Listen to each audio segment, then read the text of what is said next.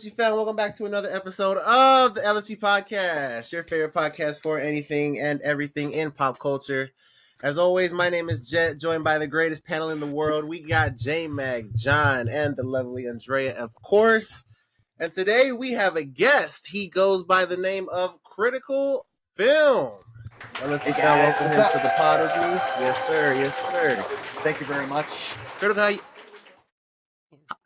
how you doing today, man?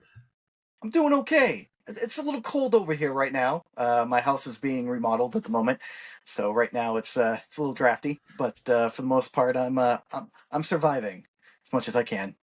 I got my film collection behind me, so I mean the world is good right now, right? Could be a little warmer, but hey. I was because no facts. I was gonna say we had met, or I guess virtually met, during Steven Reacts live stream, and you were going on like a story. I'm honestly gonna call it a tangent. Like you were going from story to story, just a whole bunch of stories. And the more that you were going, I was like, oh my God, this guy, like, he's amazing. He's lived a life like this. One of the stories that you were telling, Steven, was the one where you were in some kind of secret guy's house and he was having an auction and there was just a bunch of crazy things going on. Once you told that story, I was like, Steven, I'm sorry, but I gotta have this guy in LFG. Like there's just no way. So I honestly can't wait to hear more stories and get to meet you. Well, I got plenty of them, man. I've been working in the film industry for a very, very long time. I feel old when I say that, even though I'm not old. I'm only 30. I just turned 38, though I feel like I'm 138 because that's how the industry makes you feel. But over the years, I have been very blessed, and I'm extremely humble for working on all the things I've been able to work on and the stuff that has come through my hands and, doing any type of film preservation work that I've been able to do, and I'm very, very blessed.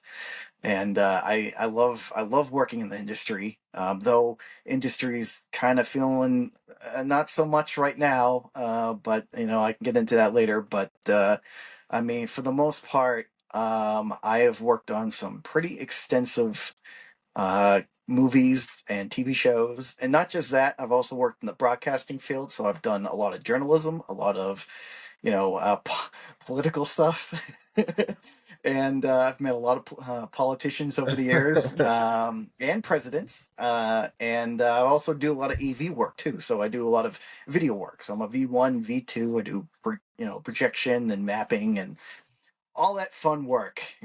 So yeah, a pretty collective history. And on top of that, I'm a hardcore film collector, and I love nerding out on film and new things that are going on, for the most part, and the great thing is that I know eventually you're going to ask me, did you get to work with Stan Lee? Yes, I did. I got to work with him for 2 years. And we'll go into that in a little bit, but yeah, no, it's a pleasure. I'm so happy that I'm on. That's awesome. Oh yeah, that is awesome. I'm super excited to get into this. Yeah, let's just go ahead and get into it. Today we're gonna go ahead and obviously we have our guest, and we have a lot that we're gonna talk about. So that's gonna be the main focus of this episode. Getting to meet Critical and asking him questions about the very things that we talk about on this podcast every week, every day. I'm super excited for that. Then we'll go into our what we watch. It's gonna be a real short one, just because I'm sure the middle part of this podcast will run long. So we'll keep that one brief. But LFG always starts with the pop culture news. So, J-Mag, let's get into the news. We're going to jump straight into the news, John. I'm excited. I want to, look, usually I'm excited for the news, but I'm more excited for Critical here, and I want to see the stories he's got going on. So I am going to speed run this news. If you guys hear anything, then go ahead and definitely, shout it out, talk about it real quick. But yeah, I'm excited to have Critical on, so let's get straight to what people are here for. So, jumping straight into the news as fast as possible here. Sebastian Stan says they focused on practical effects over CGI in Thunderbolts. He was quoted as saying, "We did actual real stunts. When you're watching a truck blow up, it's a truck blow up. It's not CGI. Marvel really wanted this to have its own feel. There were many things in the movie that were actually done practically, and that does go a long way because people are smart. I think audiences just, they know." So that's pretty cool. Really, focus, like you said here, on stunts, and you're seeing stuff actually happen, blow up. A lot of it, as we know these days, is CGI, so that's pretty cool. Maybe Critical's got some thoughts on that and working on some of these movies, and he actually sees these things happening. I don't know. I do. Yeah. Practical effects, is always the best thing to do. I mean, the Fall Guy, right? I mean, that came out, and I used to be a stunt guy when I started off in the film industry. So I threw myself through doors. I broke bottles over my head. I jumped off a building. I caught myself on fire. I did, yeah. And I rolled a couple vehicles. I hit a couple jump ramps when I started off in the film world. Yeah. Yeah, I know. When I was younger, I thought I was indestructible, but unfortunately, no, I'm not indestructible. But I love, and I have a deep admiration for anybody that does stunts. I always tell everybody, I mean, practical effects are always going to be the best. I mean, you can use VFX effects for things that you just can't do, of course, right? But for the most part, blowing up a truck, putting a wire on somebody, and seeing it in real time is always the best. Even miniatures, right? I mean, using miniatures, and I mean, special, practical effects will always be the best. I mean, look at the best horror films, right? I mean, you can't. They're just timeless, and it's good. It's good to hear that's what's happening with this. So I'm excited, and I look forward to seeing it very well when it comes out in theaters. When that comes out, it's actual stuff, it's practical effects. So can't wait to see that on screen. That'll be pretty cool. By the time you guys are watching this pod, this has already happened, but hopefully Justin here will make a TikTok and you guys will get this information out to you. National Popcorn Day. Over at Cinemark, they're telling you to just BYOB, bring your own bucket, and they'll fill it up for you. That's awesome. I think that's really cool. There is a limit on this. I think it says 400 ounces, so don't go bring a whole truck or something else to get crazy. popcorn. 5-gallon bucket. Yeah, there you go. But pretty cool. What? Go to your theaters on Sunday. That's cool. That to me personally is amazing. I think that's amazing. When Nosferatu came out, I was really hoping for the Nosferatu popcorn box. Unfortunately, I never got my hands on it. But we've now kind of seen a resurgence in popcorn boxes. For a long time they kind of just disappeared, and and now that since Dune 2, they've just pretty much exploded. And so it's amazing that we're finally getting some things. I really wish I had that Nosferatu box, but oh well. The coffin, right? The coffin. Yeah, the coffin, yeah. Yeah, I saw that. I didn't pick it up, but yeah, they were very limited. I think there was only 2 left when I went to go see them. But yeah, pretty cool. So make sure you guys go check out your. This is Cinemark. I'm not sure if all the theater chains are doing this, so go check your local theater chain and see if they are also doing a BYOB, bring your own bucket, and see if you can get some free. Well, not free, but yeah, right. It is free. $5. That's pretty good. Yeah, for $5 is pretty good. $5. Yep. So that's cool. Yeah, I have to agree. Matt Reeves says the possibility. Before I get into this, there has been a lot of news on this back and forth. Okay. Matt Reeves decided to give his own take on it. He says the possibility of Robert Pattinson's Batman joining the DCU really comes down to whether or not it makes sense. What the future brings, I can't really tell you. We'll have to see where that goes. So I know you had who was it, Justin? I forgot the other person saying on the other side, it's not going to happen. It's just not going to happen. Well, I don't know if they told Matt Reeves that or not, but he doesn't. He's not sure yet. So because it was Andy Muschietti, who is the director of the Brave and the Bold film.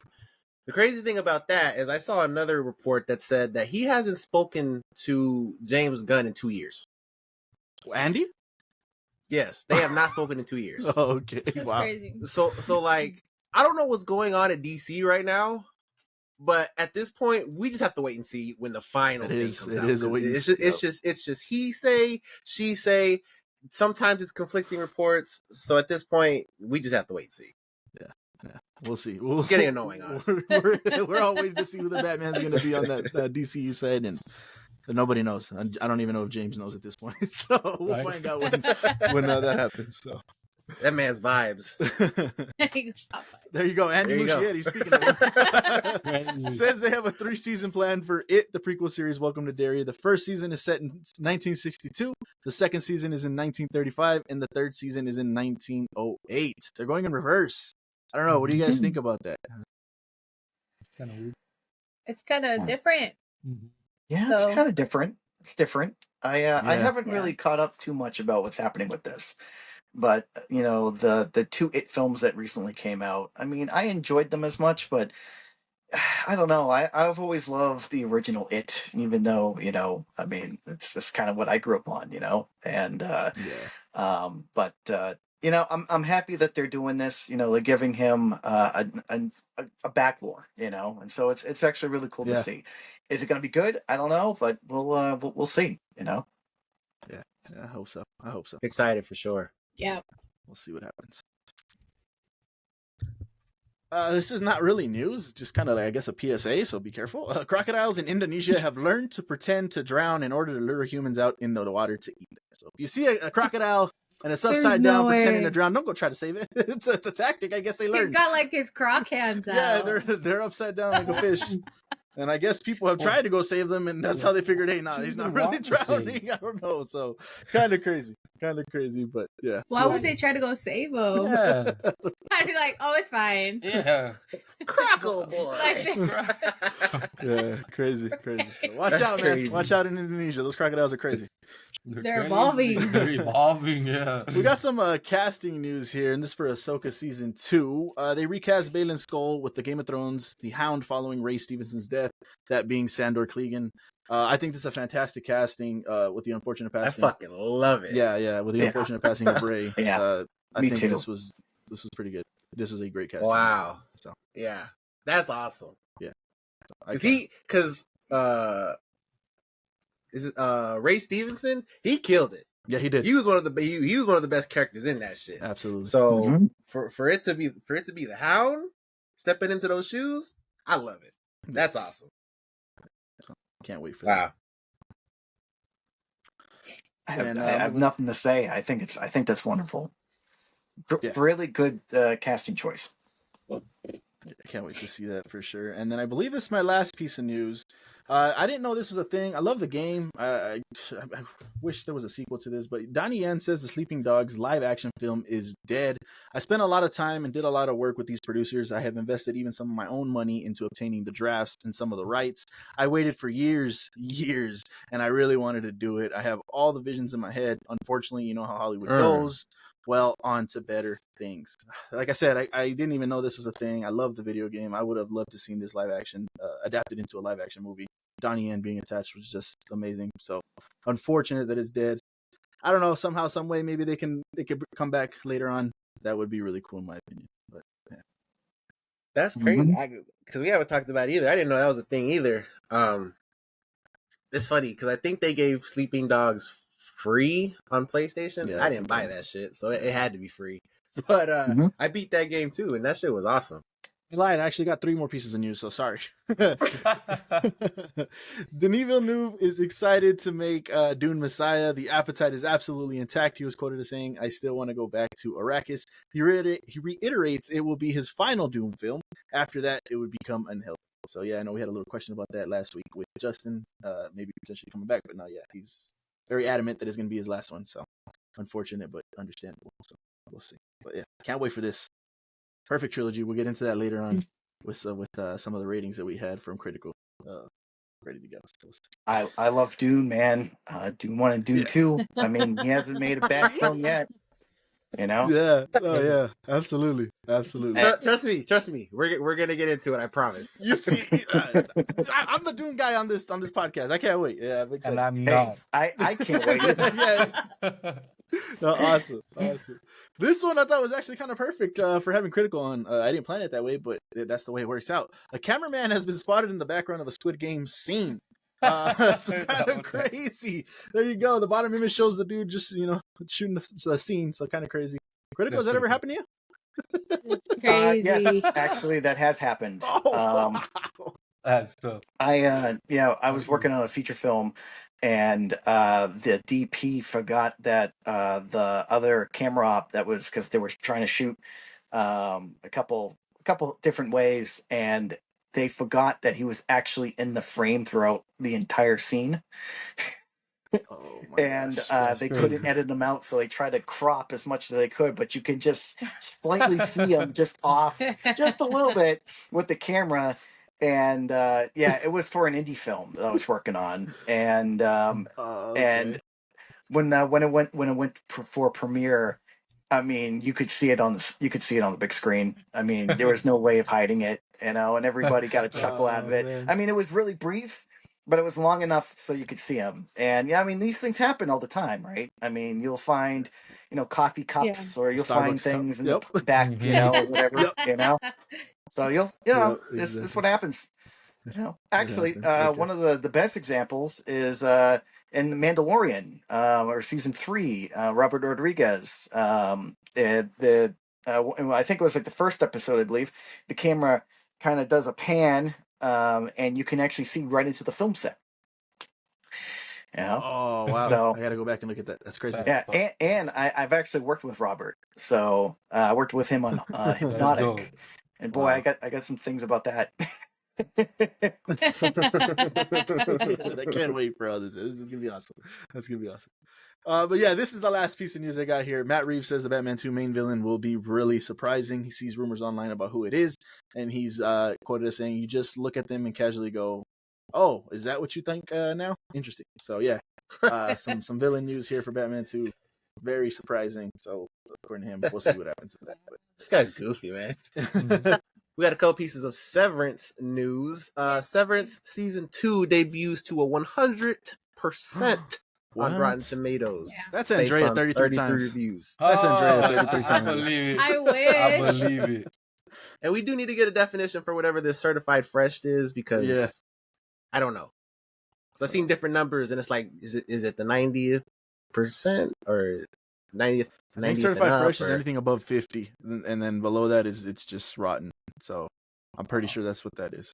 So, and then Oh, the what the popcorn fuck? meter is the one that's weird, that that's 90 and above or something like that. That'd be Oh, some okay. fresh tomatoes. Yeah. Fresh tomato. All right. Well, yeah. Severance off to a good start with the reviews. Very excited. So good, in fact. Season 3 is in the works, from the words of Ben Stiller. Yeah. Wow, crazy. Hasn't even aired, so it's a good Yeah, sign. that's crazy. Mm-hmm. So yeah, hopefully season 3 happens way sooner. Yeah. Good thing they're already working on it. Mm-hmm. Yeah. 'Cause it's been some years, but yeah, there's Severance.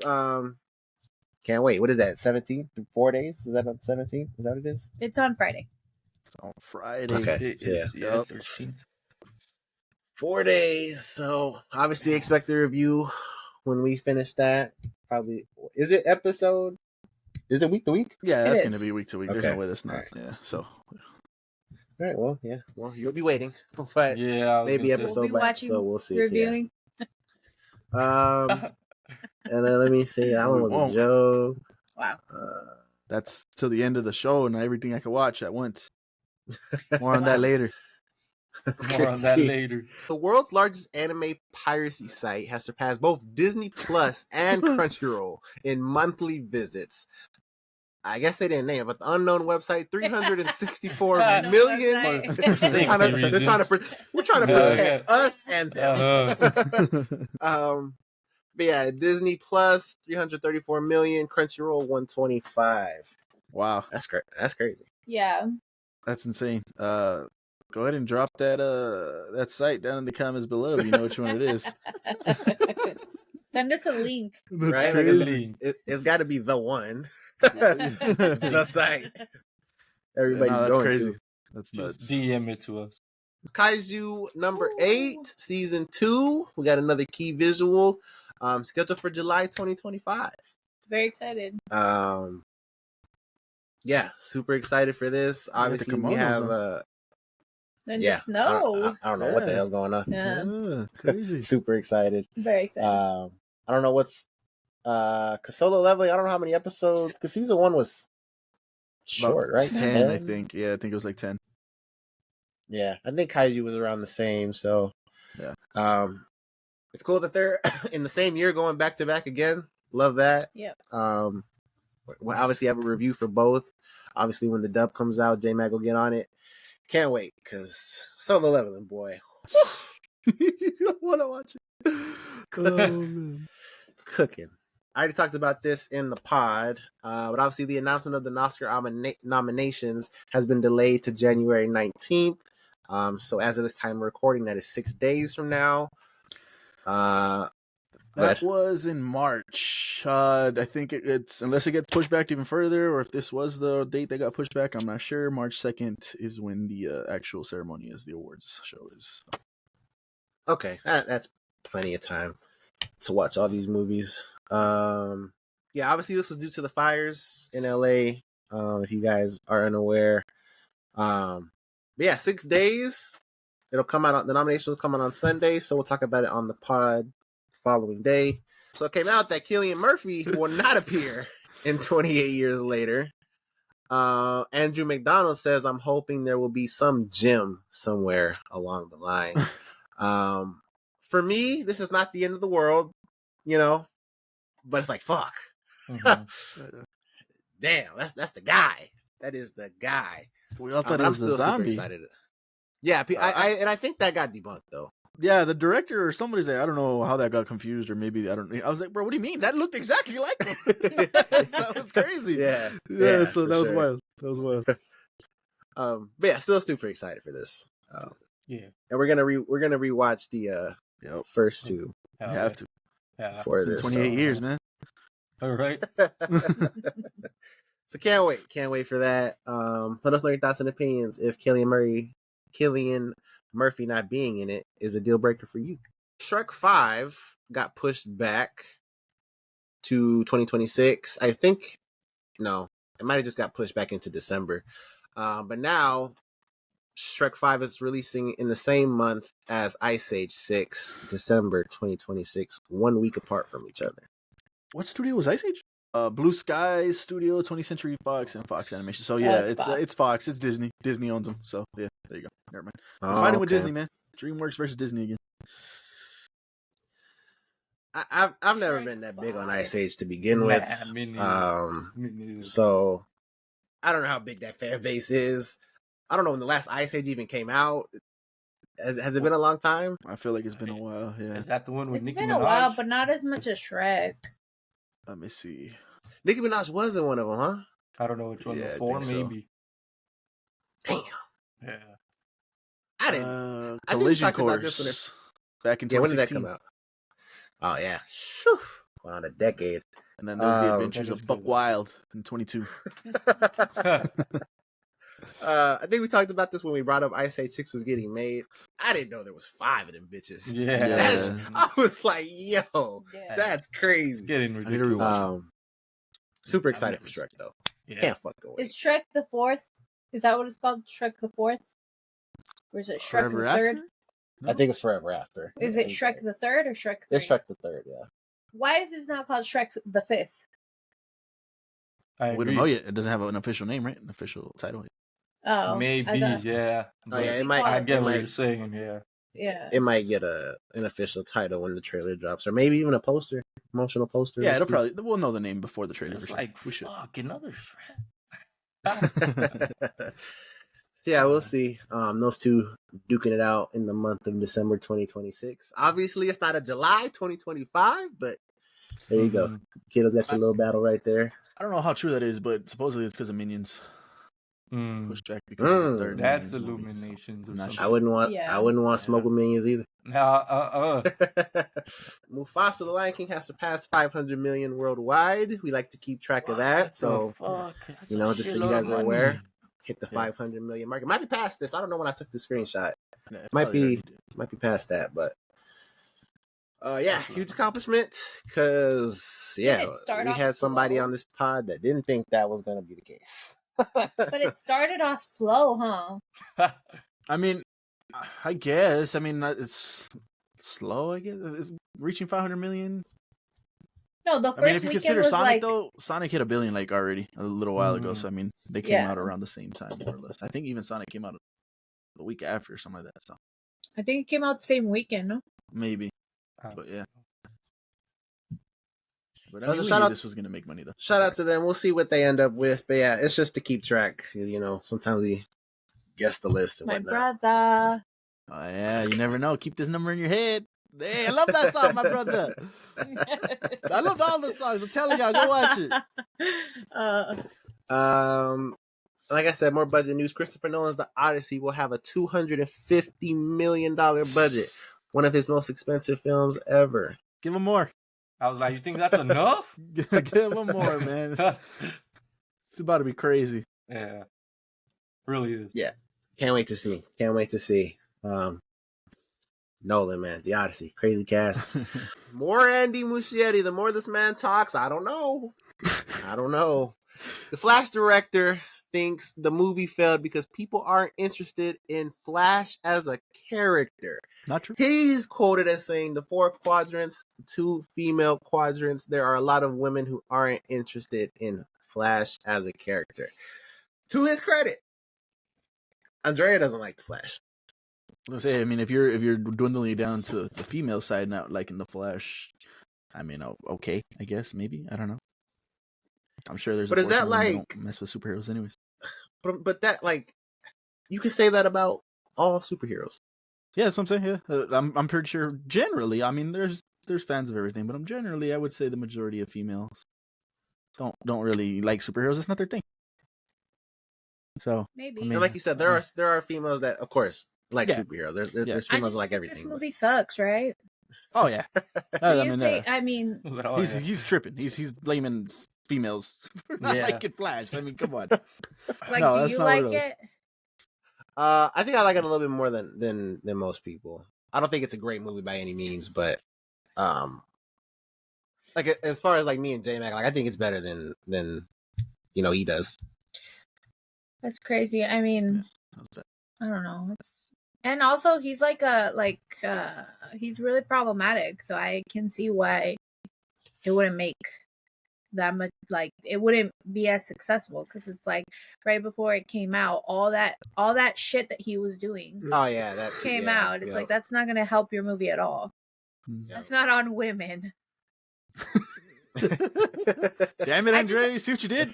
No, I just think it's so crazy when directors or executives blame the audience for a movie being shit. Yeah. It's like you're blaming the audience because you didn't make a good movie or your movie tagged, or maybe you didn't market it right. Like you have problematic, controversial. This is Stars. the most problematic. Yeah, the most probably. Yeah, it's like, but it's the audience's fault because we didn't show up. Like, no. It was Sony that was like, it was bad because the people are saying it's bad. Yeah, it was a Fuck. Sony guy. Yeah. Like, what the fuck? It's bad because it's bad. Come on. Yeah. Going into that, actually, speaking of a Sony guy, Palak Patel has left Sony. Was the exec who oversaw Sony's Spider-Man spin-off films, served as the studio's point man for the MCU Spider-Man films. Bye. See ya. Don't let the door hit you on the way out. Fuck. If this post is true, those were his 2 jobs. Bye. I don't know what the fuck you were doing. So MCU had to talk to this guy about Spider-Man. Mhm. Yeah, apparently Damn, he was the point man. He was heading shit. I'm sure Kevin just kept some shit to himself. This is you know how they're saying this is gonna be like rebooted? Yeah. Yeah. This gives like more Vibes to that, like fire, Yeah. fuel to that fire. Yeah, hell yeah. Bring it back. Hey, I'm all for it. Let's go. Like, you think it'll actually be better this time? Chances This are, is yeah. I mean, if Yeah. I had to make a bet, I mean, can't be that much worse, right? I don't think it You could be can't worse. get worse. Yeah, You can't get yeah, worse. You yeah. can't get worse. Fuck. Yeah. You can't get worse. Agreed. Um, yeah, I mean, you know, we're gonna watch them regardless. So fuck it. Yeah, and they know that, so they're gonna make it shit regardless. I think the That's whole what team sucks. should go, but you know, as long as somebody's going, Mhm. you're gonna do the reboot. You guys know the rules. If you heard something you didn't know about, and you heard it here first, drop that like button. That would be much appreciated. But let's get straight into what this whole episode's about. Critical film. Let's get to talk to him. Let's get to ask him some questions, and let's see where it goes. I'm sure he's excited. I'm excited. We Doom talk, a bunch of questions, some ratings that we were going through. Can't wait. I can't wait. So, Justin, you want to kick us off with our first question? Yeah. So the first question, it's actually funny. It already got answered. But the reason it was here was because, and I told you about this yesterday when we talked a little bit. But I was going through your letterbox and I saw that there was, I went through everything, literally everything. And I saw that there was a list that said movies that I worked on. And so before we actually talked about that in the beginning, I was going to ask if, you know, you really worked on movies. So I don't know if you want to, you know, I do. expand upon that any more than you already did, but yeah. All right, so when I started getting into the film industry, I started back in technically around like 2002, 2003, I would say, even though I was kind of working on other little things. But I started off doing PA work. You know, it's usually what I did, or that's what usually everyone does. But for me, I started getting into sound engineering work. Now, the way that I started getting into that was ultimately because of my father, really. He knew that I was going to want to get into doing film, and being that he ultimately made my film collection, my mega collection, really, and kind of get into that. I mean, my father, he worked for Nintendo, Sega, and PlayStation. He did distribution for all three game companies. He worked for Nintendo the longest, from '84 to '93, and then he worked for Sega in 94 to 95, PlayStation from 96 to 97, and he came back to Nintendo in 98. And my father had a huge, massive game collection. Unfortunately, he lost everything in 2001. He had over 16,000 Oh video man. games. And yeah, I know. But being that I didn't really know my father very well, I wanted to kind of get into his life. And from that point on, he was the inspiration to kind of get into the film industry. And that's when I started doing sound engineering work. And then I went into PA work. And then from that, I went to Mount Wachusett Community College for broadcasting and telecommunications. I made my first feature film out of that before I went to film school, which I went to Fitchburg State University. And then from that point on, I started directing and producing my own short films. I've directed one feature and over 20 short films. I've directed a couple commercials, music videos over the years. And since then, I have been working inside and outside of the film industry ever since. Um, and it's been a blast. It really has. You know, the stuff that I've been able to work on. I mean, it's all about the memories, right? You know, and it's about meeting new crew and people that you're never going to meet ever again, or you might. You know, you never know because the industry is so small that you bump into people. You know, it's just like, yesterday, you see somebody work on a feature film, 10 years go by, then you bump into them again. It's just like that, and you're like, oh yeah, and then you gotta kind of reminisce about the things you accomplished, or the things that that maybe you might not accomplish. And most people talk about the bad things about the film industry, or the bad memories, because those things sometimes are very enjoyable, but and it really does give you a backbone, right? And so, like, for me, I mean, over the years of working in the film industry, I started working.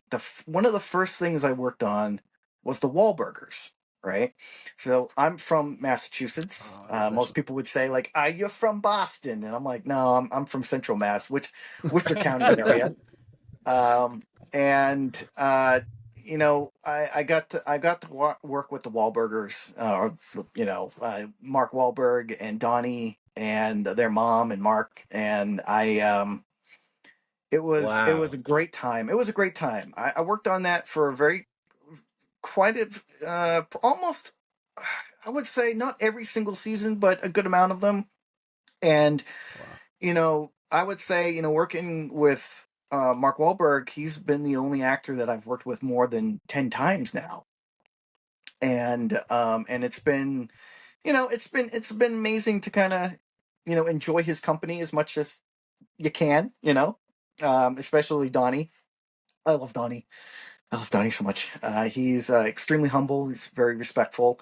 Mark, I mean, he can have his panties in the bunch a little bit. But for the most part, he tries to have fun as much as he can with crew. But sometimes, everyone's human being, right? And so you have your bad days, you have your good days. And so, sometimes he would show up kind of having his bad days. And so he would rag on the crew a little bit, and we would have to kind of take it, unfortunately. And so, yeah, it was a blast working on that. But from that point on, really started jump starting me to work with other different people. I got to work with Leonard Nimoy before he passed, and then I got to work with Stan Lee for 2 years. I've met, guys, so many actors over the years I've met. Unfortunately, meeting most of all the Star Trek guys in the world, I guess my least favorite will always be William Shatner. I'm not a fan Oh of my William gosh. Shatner.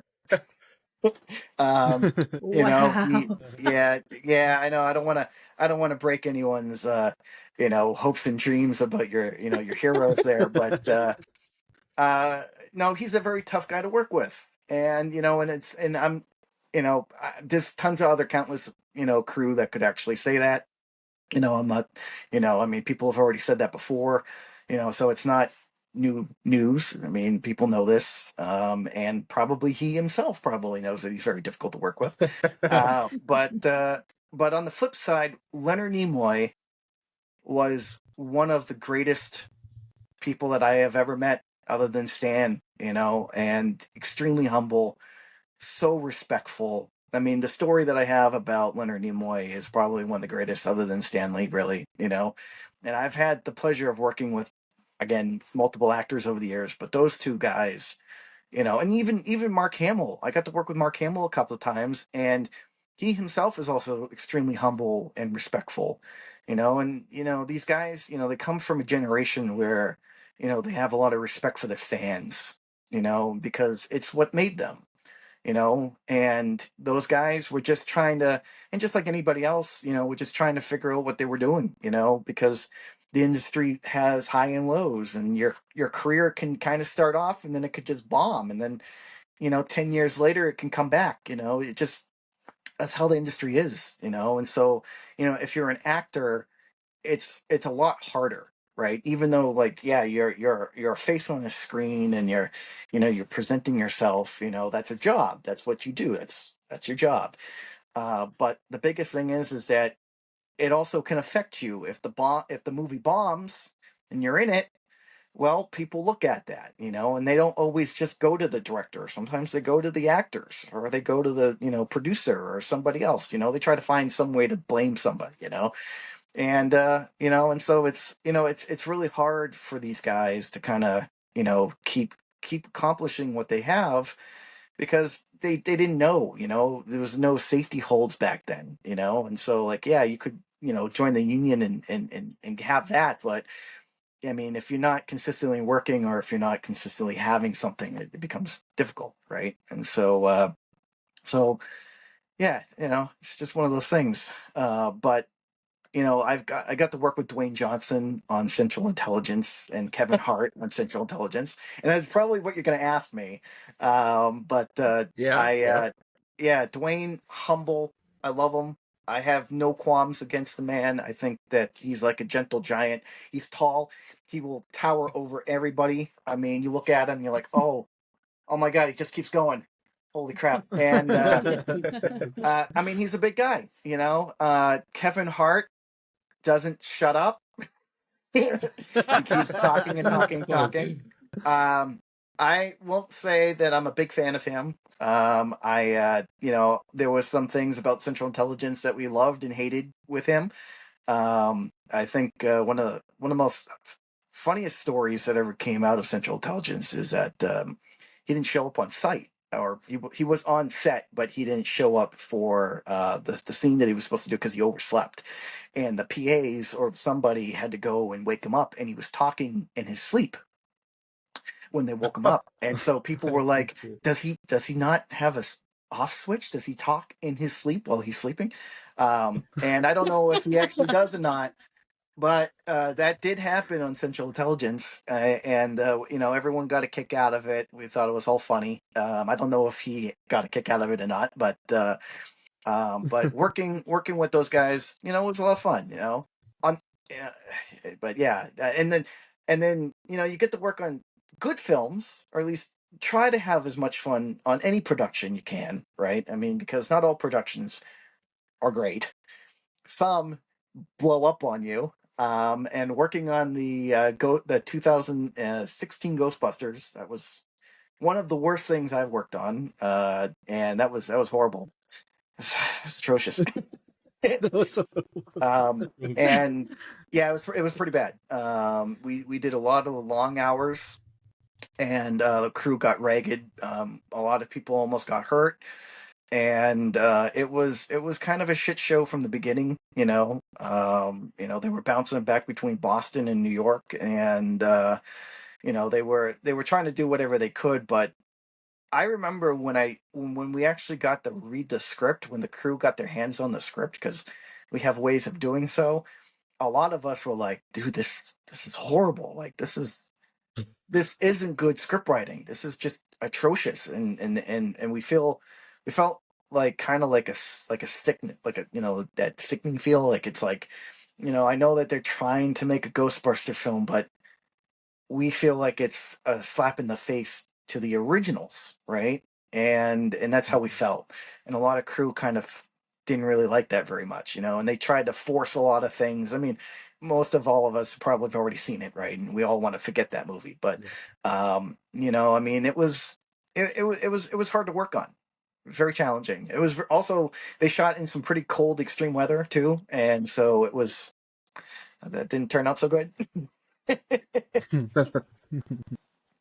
But I guess another thing I worked on, I got to work with Robert Eggers on The Witch, right? So I worked on his first feature. And though I didn't get to work with him the entire time I was there, I was only day playing for 4 days. And so 4 days was enough to really like get to know him. I got to meet him. I got to work with Anna Taylor-Joy, and she was very lovely. She definitely eyeballed everybody, and everyone was kind of creeped out by her, the way that she has her parents, and so a lot of people were like, man, what's up with this girl? But she was very, very sweet, very lovely. Everybody was great. The goat, everybody had problems with the goat. That was probably maybe the most biggest thing. I remember that working there, and the goat would just be running around, and they were having some problems with it as much as they could. So they were trying to feed it during takes, and they were or between takes, and then trying to make it so that it would do, they had a trainer, but it's just impossible to train an alien, an animal, I mean, they're wild.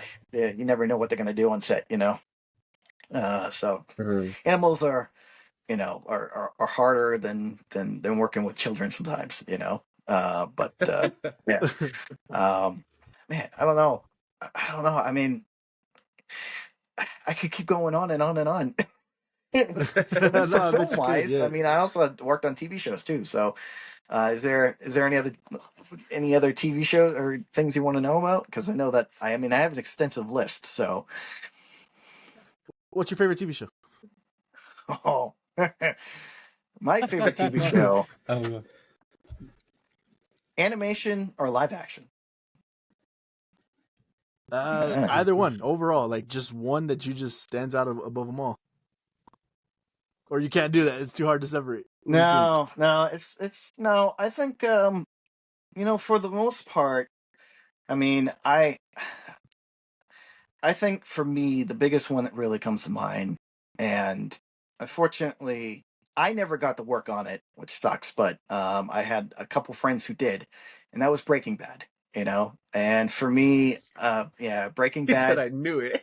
yeah, Breaking Bad. It's everyone's Uh, favorite. I mean, it is. I mean, That's it's a a good true show. gem. I mean, it's one of the greatest TV shows to ever be aired. You know, I mean, it's just because of the best. It's just great script writing, and that's the thing, right? I mean, when you watch a show that has great dialogue, great script writing, I mean, it will last, right?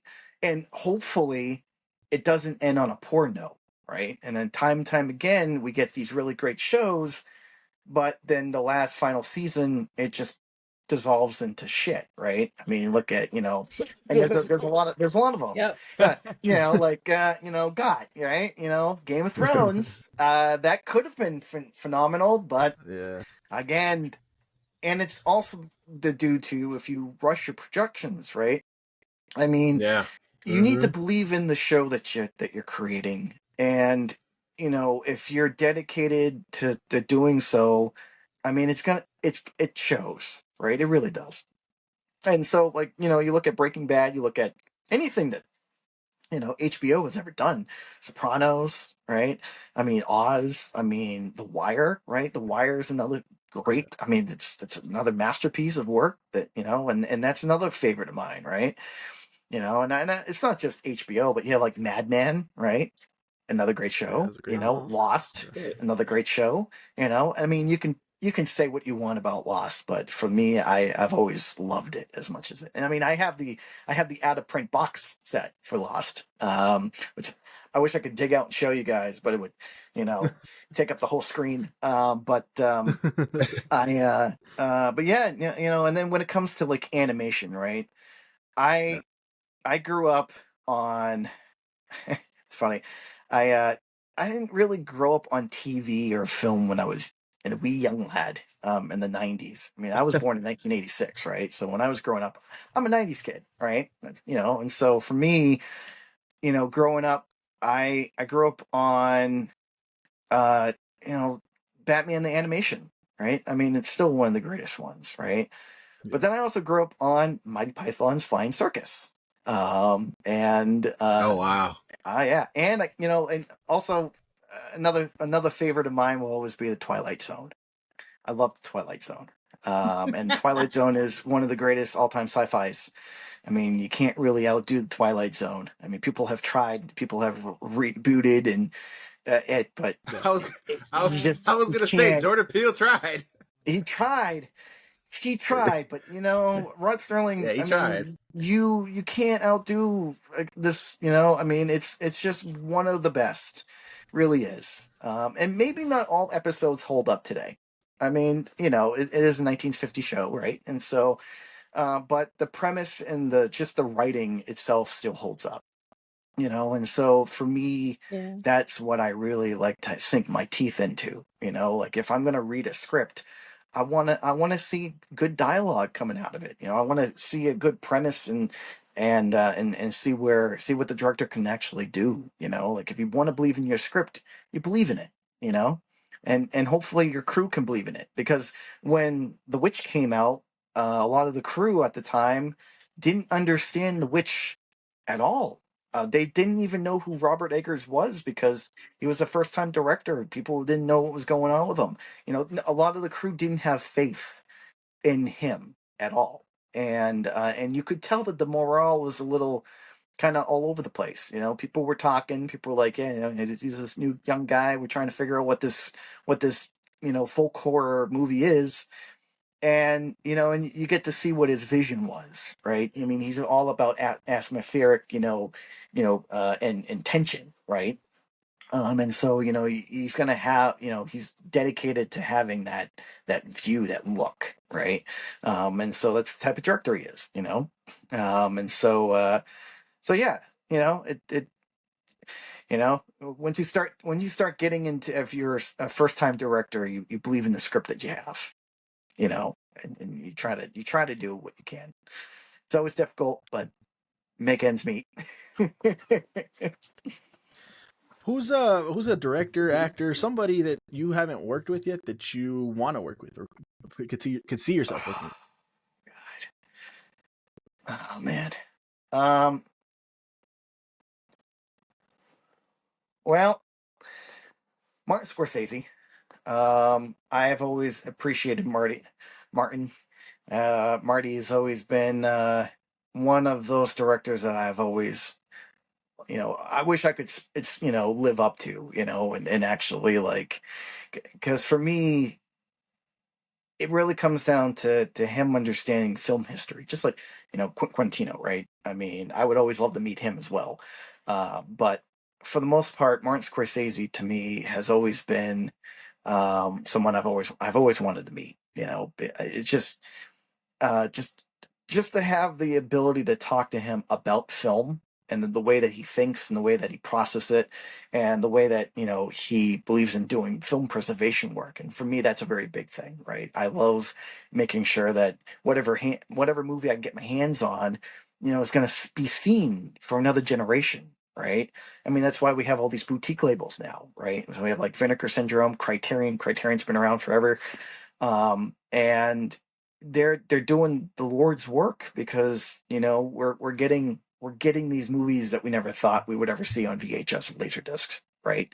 Or film that just has never seen the light, and so for me, meeting him when I think it would be absolutely lovely. And the sad thing is that we're not going to have him around that much longer. I mean, everybody's getting up in age, and that's a shame. Wish we all could live forever, but unfortunately we do not. So all our idols are going to be gone one day, and we've lost a good amount of them already, not just filmmakers but actors. And so the history that they leave behind is something I think needs to be noted and taken, really, because there's not that many other directors that are doing stuff, other than Quentin Quintino, So Awesome. Jet, another question, or what do you think? Yeah, I had two. So when you finish this one, I'll go back to back with it. You talked about Stan Lee. And obviously, as you could tell, my background, J-Mac's background, we talk about Marvel a lot on this podcast. So I just wanted to see your experience with them, if you could talk about it a little bit, because we've had guests on this podcast, but you're the first one that's been like in the world that we just talk about every day, and again, this is amazing. So I just want to get your perspective, your story, if you could tell that. all right, so where can I begin on this? So the way that I met Stan Lee is through my prior ex-girlfriend. There's a long story about her. Oh boy, but she was involved with Max Anderson, which was Stan Lee's producer at the time. And now, if you know who Max Anderson is and all the things that have come out against him, I never liked the man. I thought the first time I ever met him, I thought he was a crook, and the way that he treated Stan was absolutely disrespectful.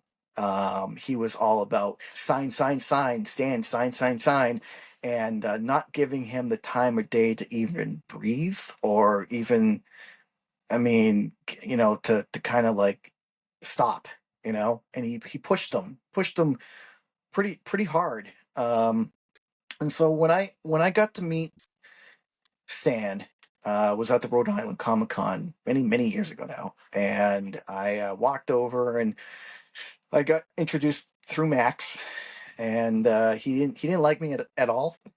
The first moment I shook his hand, he was like, "Oh, so you're dating the girl that I always wanted to date. It never gave me 2 cents of a day, And I was like, yeah, well, yeah, that's my girlfriend.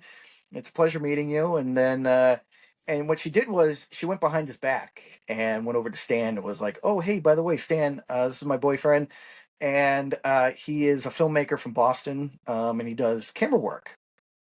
He has nothing to do all day.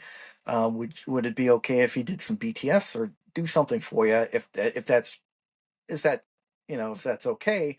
And she didn't want to take up any of his time because he was, of course, signing stuff for all his fans.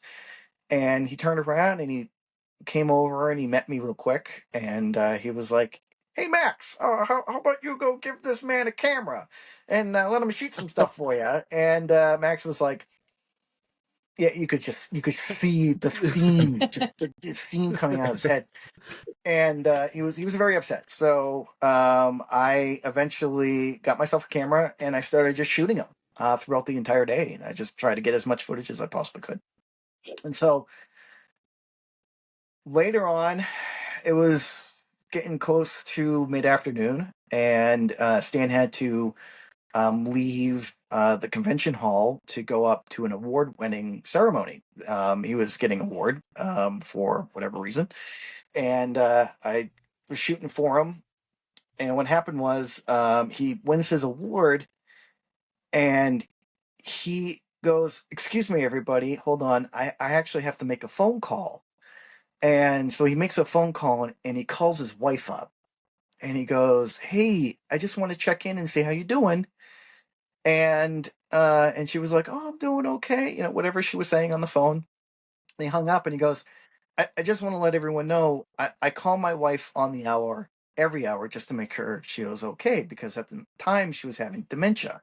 And no one, he wasn't going to say anything about it, and so what he was doing was he was making sure that she was okay and seeing if she was watching something or just trying to be there for her. And so he would call his wife almost every hour on the hour just to see like how she was doing. And if he forgot to call her, she would call him.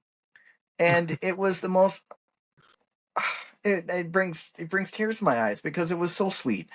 And he loved his wife all the ways to the very end, and so Stan got off the stage, and he was extremely exhausted, and he kind of needed a moment.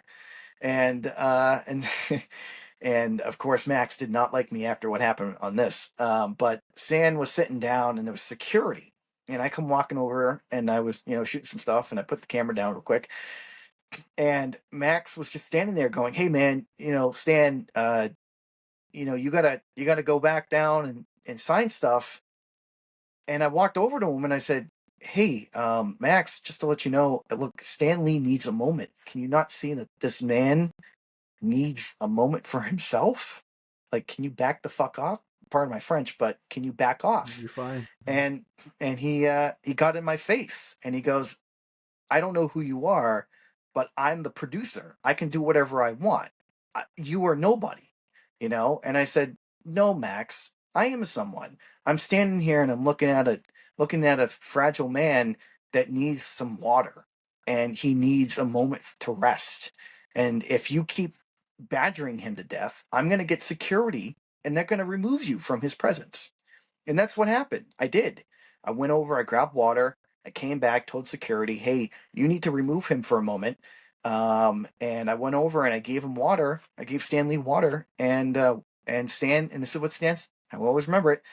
Stan looked at me and goes, "I don't know who you are. I just met you today, but I have to say thank you very much, Carlo. That was the most politest thing, and thank you for caring."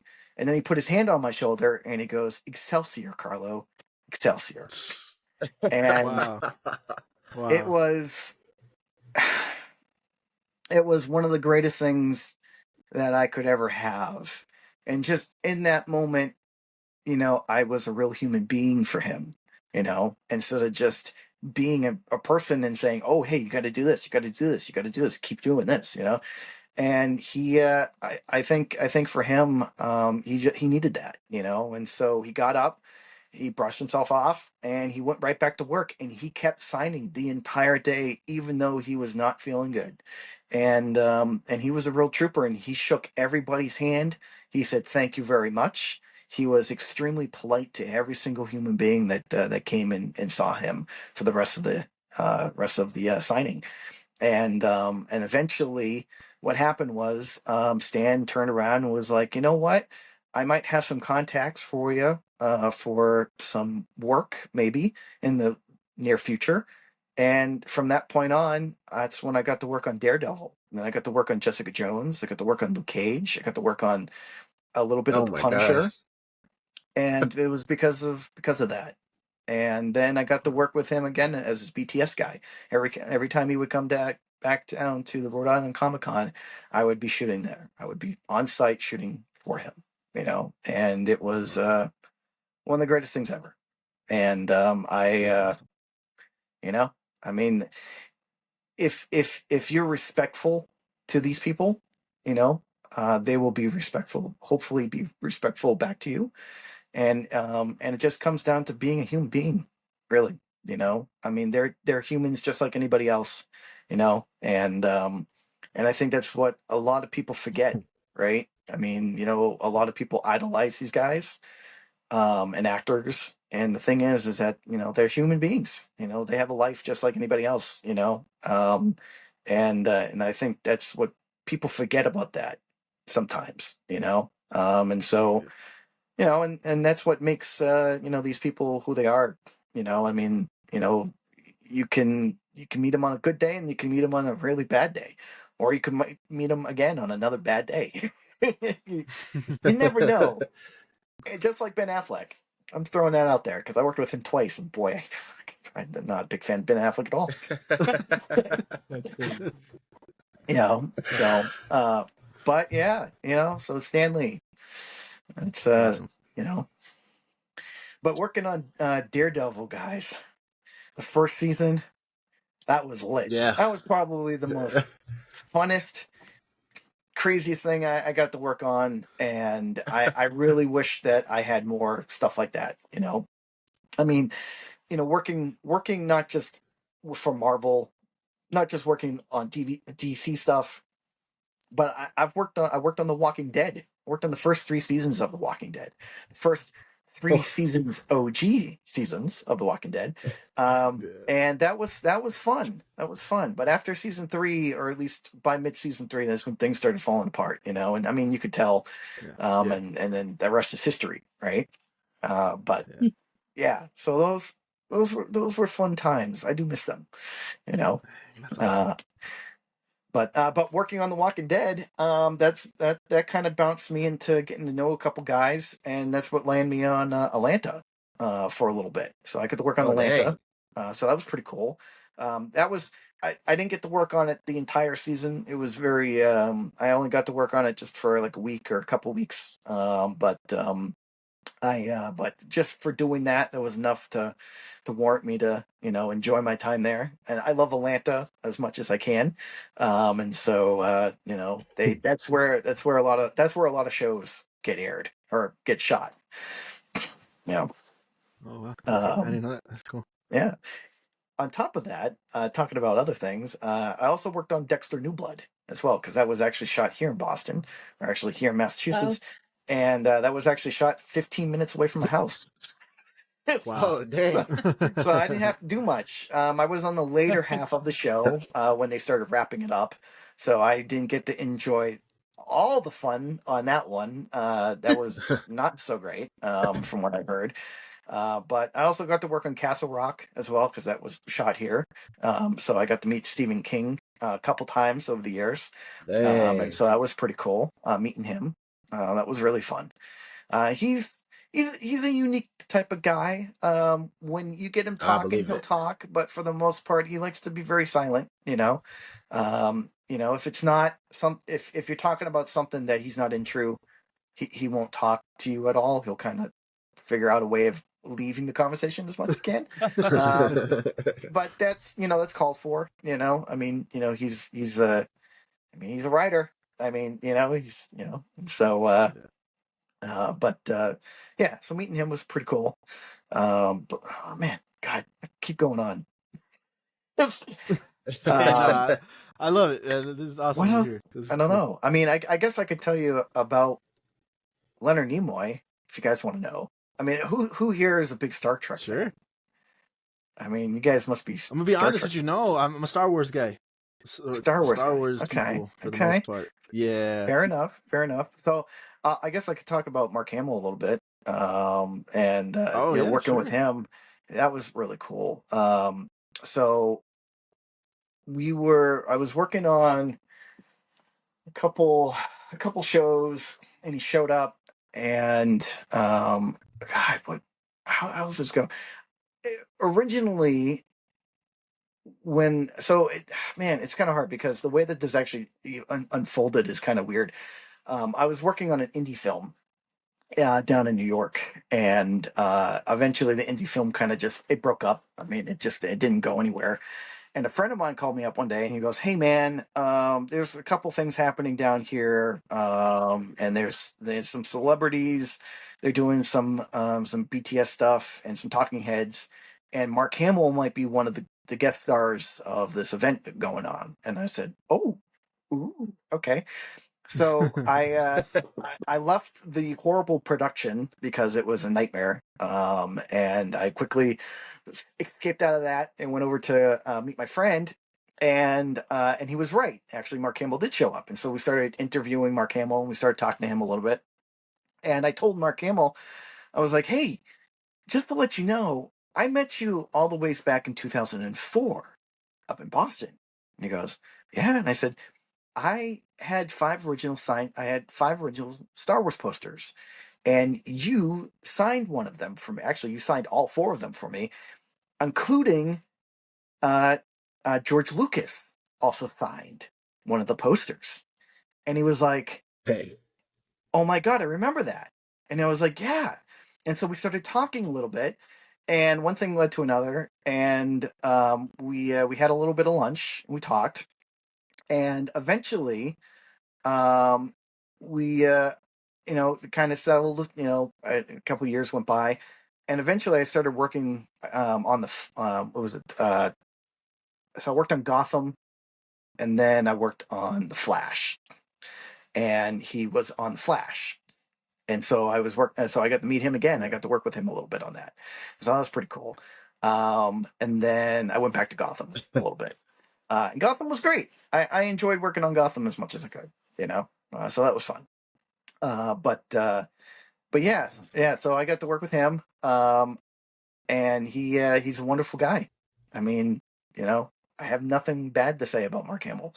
I mean, he's the Joker. I mean, he's He Luke is the Skywalker. Joker. I mean, You know what? you can't. Let me get You your thoughts on can't. the You Joker. can't. There's nothing bad against the man. He absolutely. I did ask him. I asked him about the Star Wars holiday special.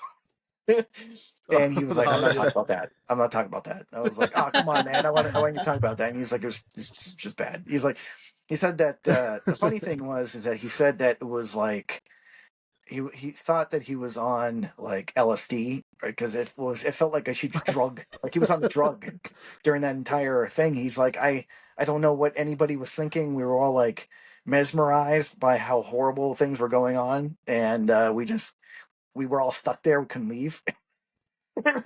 And so he was like, "Yeah, I guess we're doing this weird thing." And then I mean, Mark Hamill's been in some really weird movies. I mean, like the Guyver film, and and some other things, and he and so when we were talking, he was like, "Yeah, I appreciate all the stuff that I've been on, and he's like, I didn't think my career would ever take off. I mean, I was in this movie that blew up, and then over time, I had to figure out what to do next, and that's why I went into voice acting, right? And because he was like, I'm not getting any roles, I'm not getting anything, and so what the hell am I gonna do? And eventually he started doing voice work, and then that got picked up, and then eventually we all know where he landed. And I love Batman the animated series. If you saw all the original signed stuff that I have, you guys would just be like, I got some really cool things that are really, really hard to find. So yeah. That's awesome. Yeah. But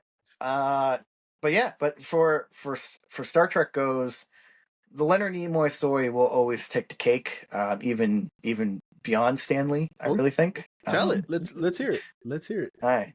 So up here in Massachusetts, we have a show called Chronicle, and at the time, Chronicle ultimately goes and covers all things that happen in Massachusetts, or at least in the New England area. So they go and they talk to locals and businesses and artists and anybody that they can get their hands on. And Leonard Nimoy, he is from Massachusetts, right? Like Ben Affleck, Matt Damon, Mark Wahlberg. But at the time, Leonard Nimoy kind of was really trying to come down to retirement, right? He stopped doing work, and he started doing photography work. And if you ever seen his photography work, well, then you know what I'm talking about, because it's not for everybody. He started doing ultimately like nudes, right? That's what he started doing in his later years. And he's a wonderful photographer. He's actually really good, very talented. But at the time, Chronicle did a huge thing on him, and that kind of opened up the floodgates for a very short window for other people to kind of do an interview with him. So a friend of mine called me up one day and he goes, "Hey man, there is a thing happening down in the Cape. Would you like to work as crafty to meet Leonard Nimoy?" I was like, yeah, man, I'm doing this. And so I showed up to his Cape house. And what happened was the crew wasn't there. No one was there outside of Leonard Nimoy's producer, who was very heated at the time. And I came in with a van. I showed up and I got out. I walked over and he comes up to me and he goes, "Hey, I'm guessing you're part of that crew that was supposed to be shooting here in the morning, right?" I said, yeah. I clearly I don't see any crew around. I guess I'm the only person here. No one told me anything." And he goes, "Yeah, so your producer messed up and Leonard Nimoy's very upset with him. And so your time has now been pushed back and you can't be here. You have to leave." And I was like, "Oh, okay." I didn't really know what to do. I was like, "Okay, sure. Yeah, I clearly didn't know. No one told me. My apologies. I will gladly come back. I'll text the producer and my friend to make sure that everything I know when to come back. But I do have all this food in the car, and I don't know. I didn't know what to do at that point. Um, and so Leonard Nimoy comes out of his Cape house and he goes, "Hold on. No. Let that man come in. It's okay. He can come in."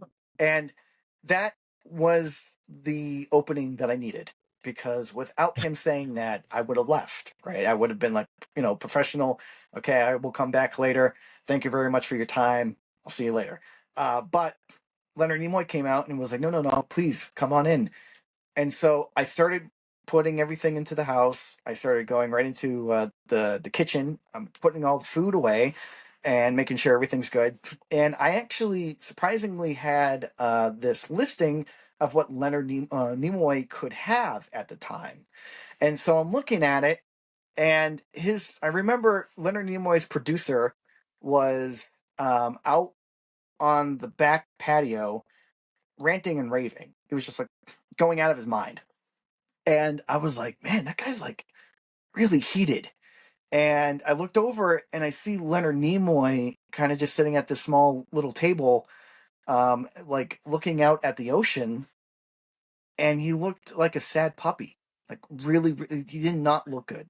And so I kindly walked over to him and I said, "Leonard Nimoy, my apologies. I don't know what to call you." He's like, "No, you can call me Leonard."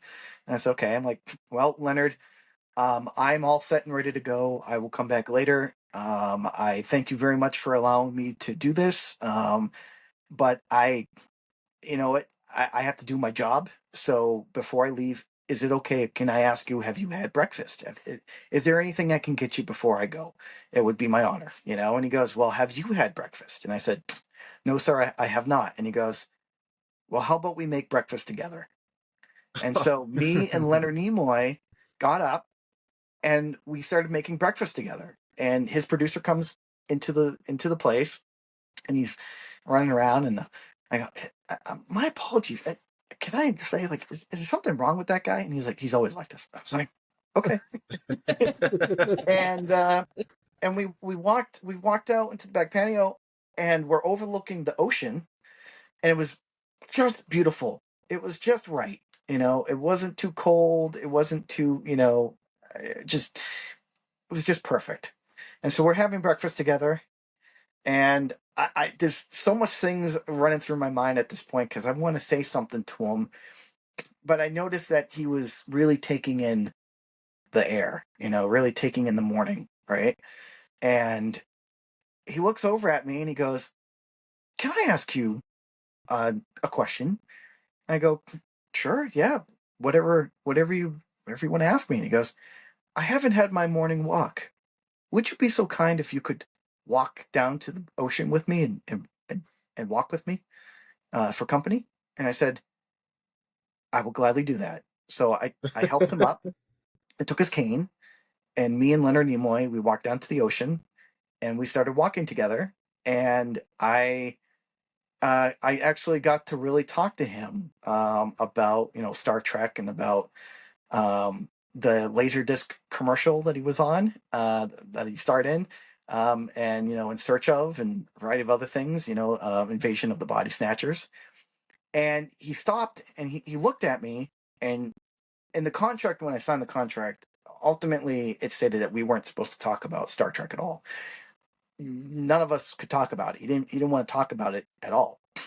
We could talk about anything else except for Star Trek. But what happened was I asked him a question, and I said, I got to work with William Shatner a year before I met Leonard Nimoy, and the way that William Shatner treated me, I wanted to know if it was viable the way that he actually treated PAs when he was actually working on Star Trek. And Leonard Nimoy confirmed it. He was like, "Yeah, no, this is how he would treat people." And at the time, the way that William Shatner treated me, I wasn't even PA. I was a freaking gaffer. Ultimately, what happened was I was on site for this convention. I was setting up lights for interviews. I had no idea who the actors are, the guests were. And William Shatner came into the room that I was setting stuff up, and he came over and he tapped me on the shoulder. And I was coming off a ladder at the time, and I turned around and I was like, "Oh." He's like, "Oh my God, this is William Shatner. Hey, how you doing?" And he goes, "Hello. I have a quick question. I'm looking to get some coffee.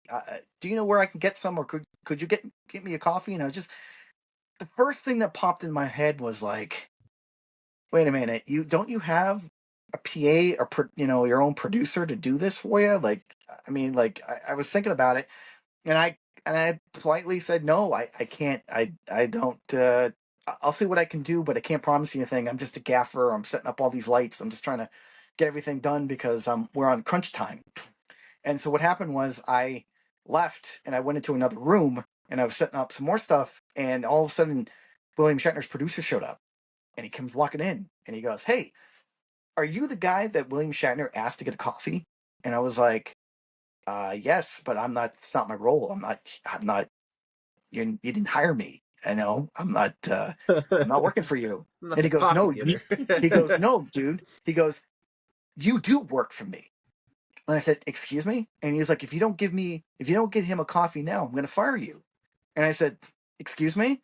And so now I'm getting heated, and you don't want to see me angry. Like I'm really nice, but there's a certain amount of time where you can push me. And then I was like, "No." So I get on the comms and I say, "Hey, I have a problem, and I just want to know, they want," and my boss at the time was like, "Hey, dude, just do whatever you got to do. William Shatner's all over everybody right now, and there's a lot of things happening. Just trying to make, just just do it." Now, here's the thing: I can't drink coffee. I'm allergic to it. I'm actually allergic to coffee. It sucks. I actually have. I have a rare condition.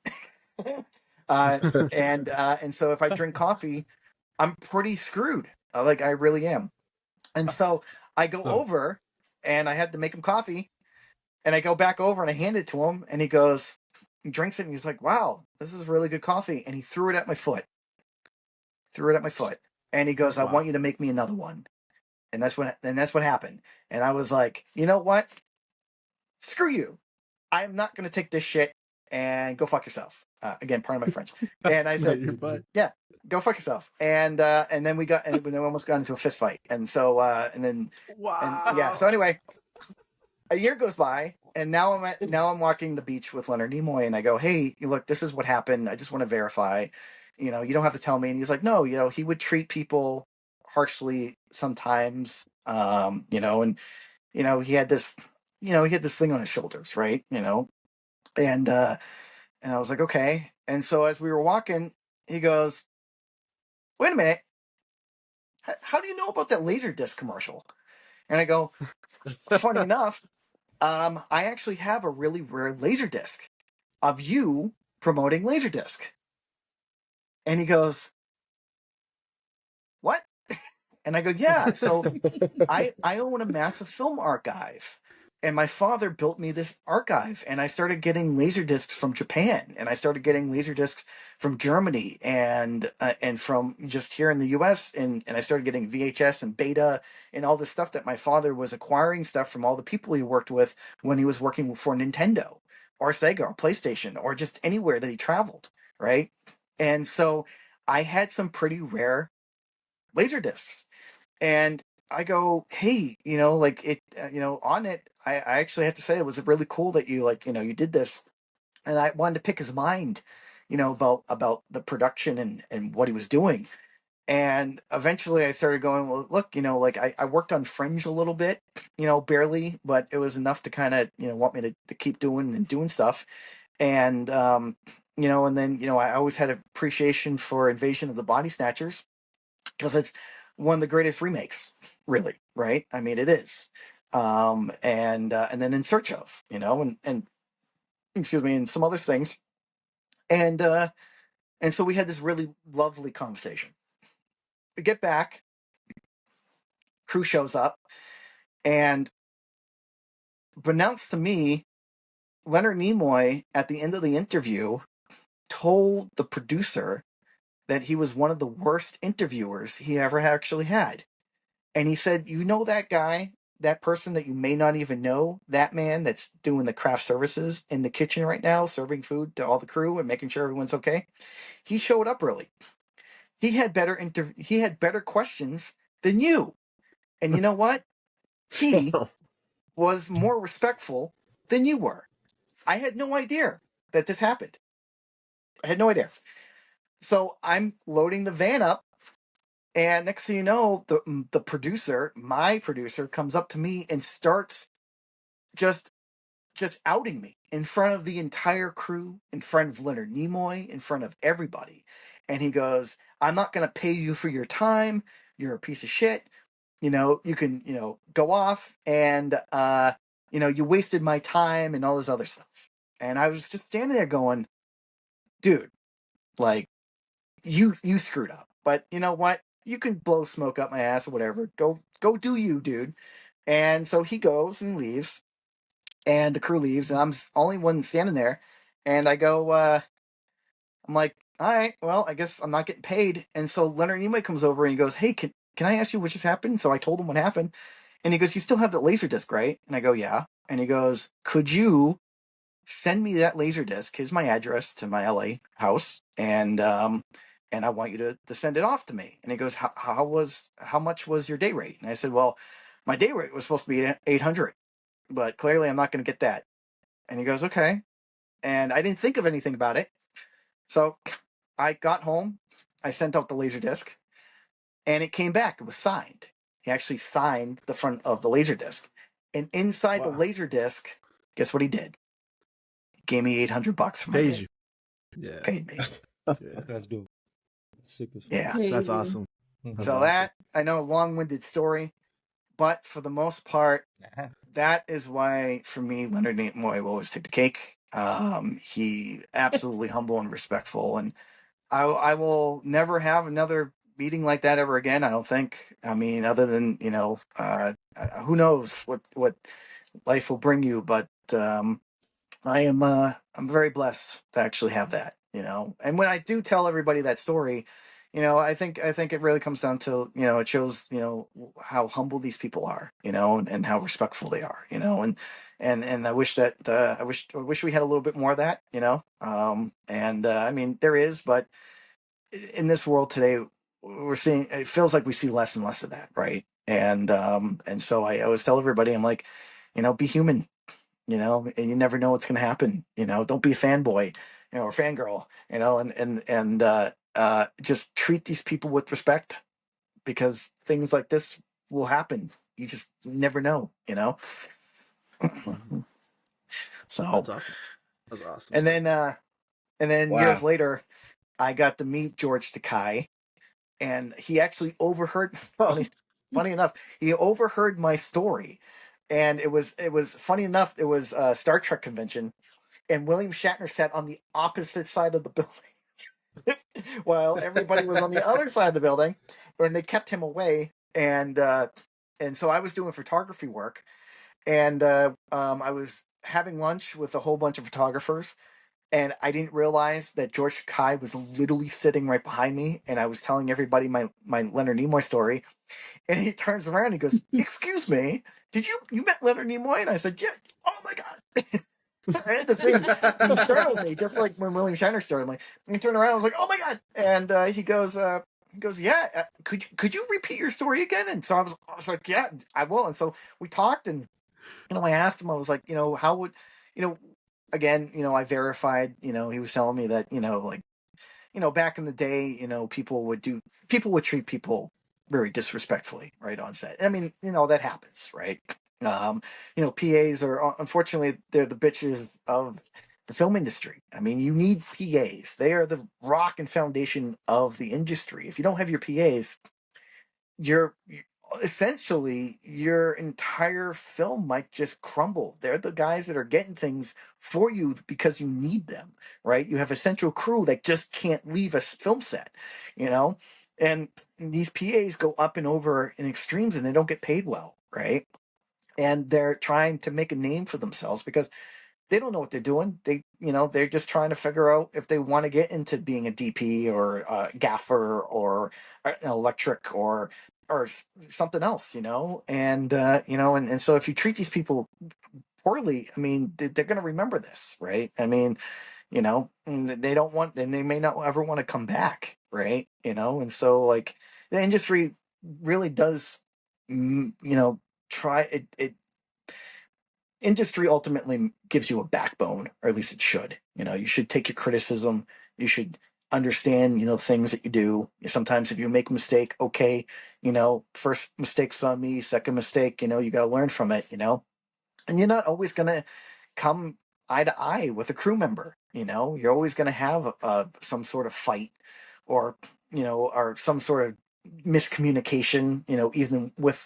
Even with a crew member, especially with an actor. If you're a director and you don't know how to verbally communicate, that becomes a really big issue, right? And so it's sad to see, but that's what happens, right? And so when I got to talk to George, he was like, yeah, no, he was saying some things, and so I had a lot of respect for that. And then eventually I had to go back to uh I ended up getting a phone call saying, "Oh, hey, no one wants to do the William Shatner photo exhibit thing that was happening, and you're the last person on the totem pole. We will double your rate if you go and take photos." And I was like, thinking, texting, going, I don't know if I want to do that.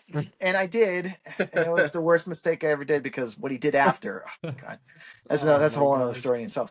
But yeah, so I have some problems with him, and I'm okay with saying that. But yeah, it's been just a wild ride, meeting some of these guys. And I'm happy Wow. that you guys getting to listen to this, and to all the viewers too that they hear this. I hope they enjoy it. Oh, yeah. I try not That's to awesome. bore Nah, people for with my sure. stories, That's but Not No, boring. I was not bored at all. That was amazing. No, I'm locked in. That was great. So because I was going crazy. I have a bunch of your ratings for movies, and then we'll just save a good chunk for these for next time when you come, because we definitely want you to come back again if you're down to do that. oh, I'm Um, down for. I could do this all day, every day. I love doing this. So That's awesome. plus, I got so much downtime now. I don't actually know what to do with it. Yeah, right now. Well, not to get depressing for a moment, but the industry has taken a huge hit, right? And I mean, we all know about the fires that are happening in LA. There's a lot of crew members that are losing their homes, and with with COVID and the writer strike and the actor strike and just the Yeah, it was shift a with lot. AI and everything has really ripped apart a ecosystem that was already broken, really, right? And so the film industry is pretty much almost, I don't want to say it's collapsed, but it's imploded in a lot of ways, and there's a lot of crew members right now, including myself, that are not working on anything.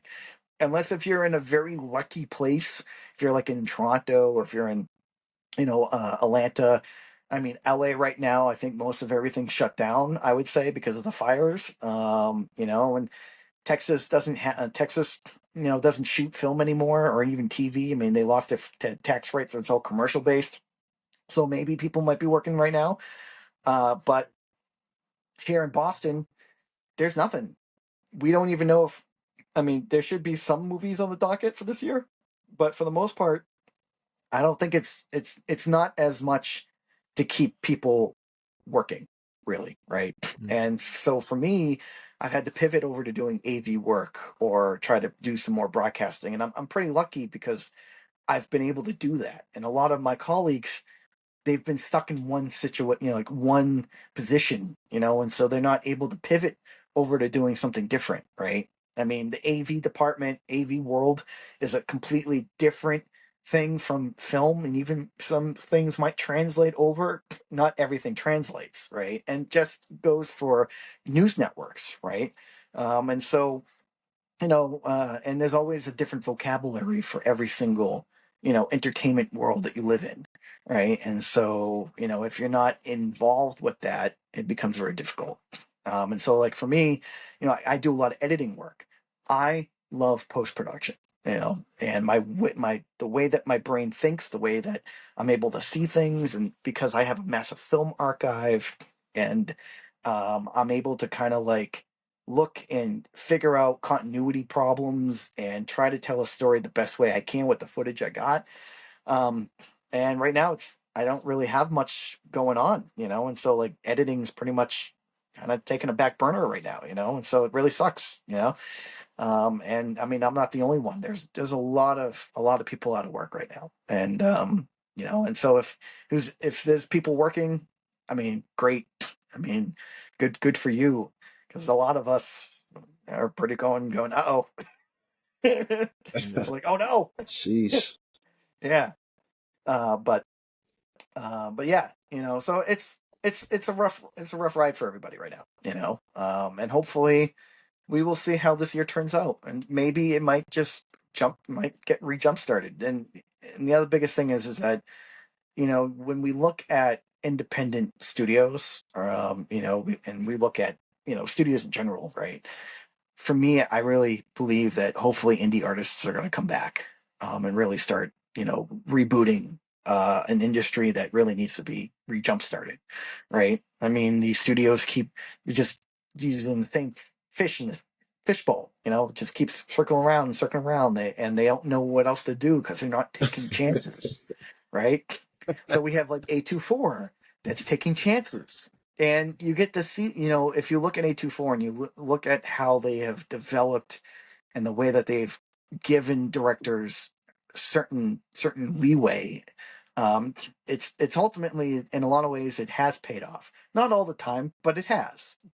And so we're seeing more and more of that. And I was going to say that's Blumhouse. I'm not a big Blumhouse fan, but hey, you know what?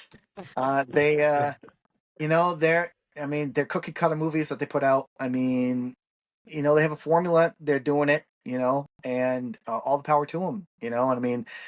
And that's they've been able to figure out a way of doing something for themselves.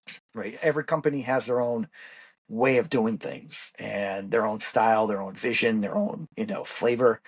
And so, like, you can tell, right? What an A24 film looks like versus a Blumhouse film, right?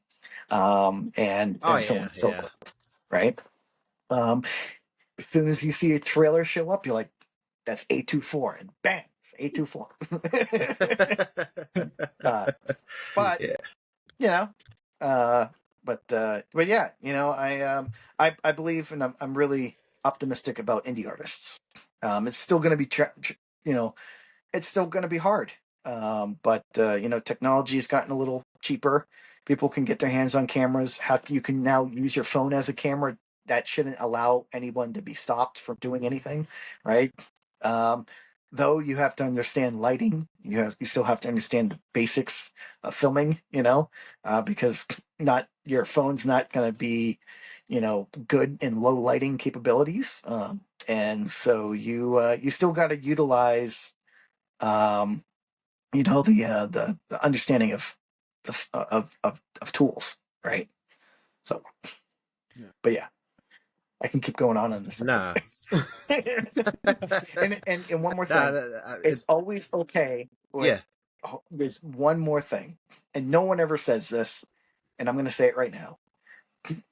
The best thing about working on a film set is understanding how to think outside the box, because we have this thing called shitty rigs, where people take just duct tape or gaff tape and string it together to like get that light overhead, or figure out, how to get that camera in a position where you might not be able to put it, or, or try to like figure out ways of understanding on getting the shot that you need, and hopefully trying to do it as safe as possible.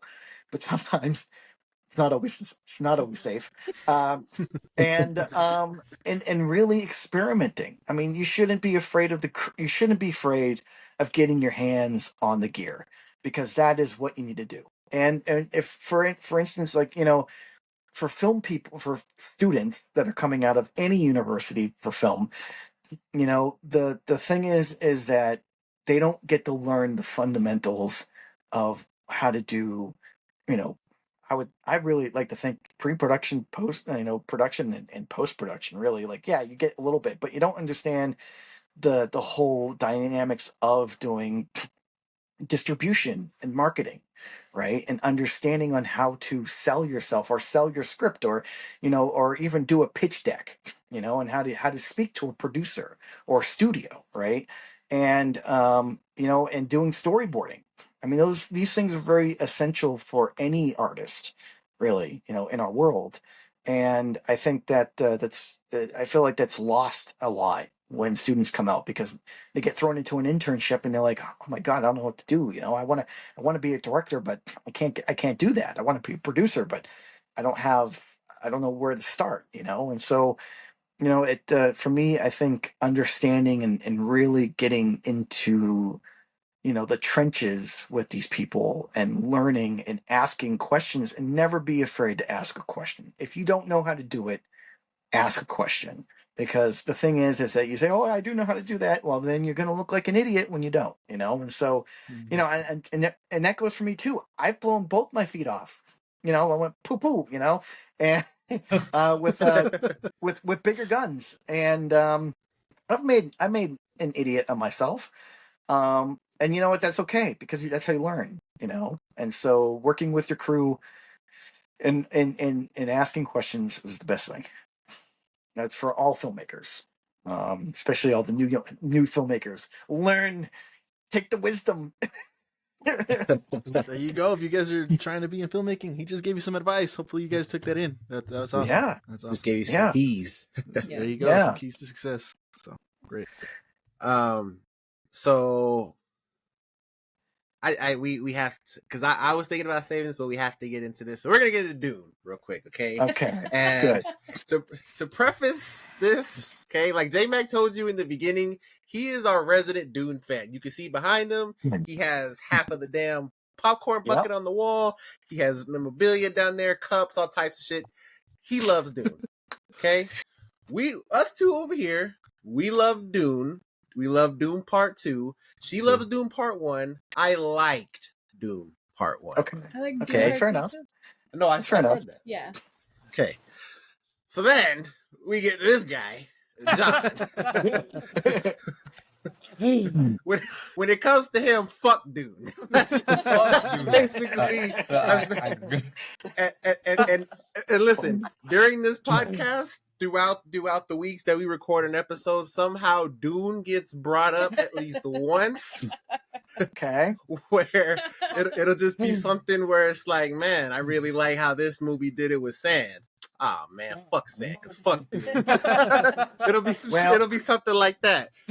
Hold on. Well, while we're talking, let me. I'm gonna see if I can actually pull something off my shelf. But there we go. There's no way you find I it. found That's it. No way you found it. crazy. Yo, that was crazy. That was crazy.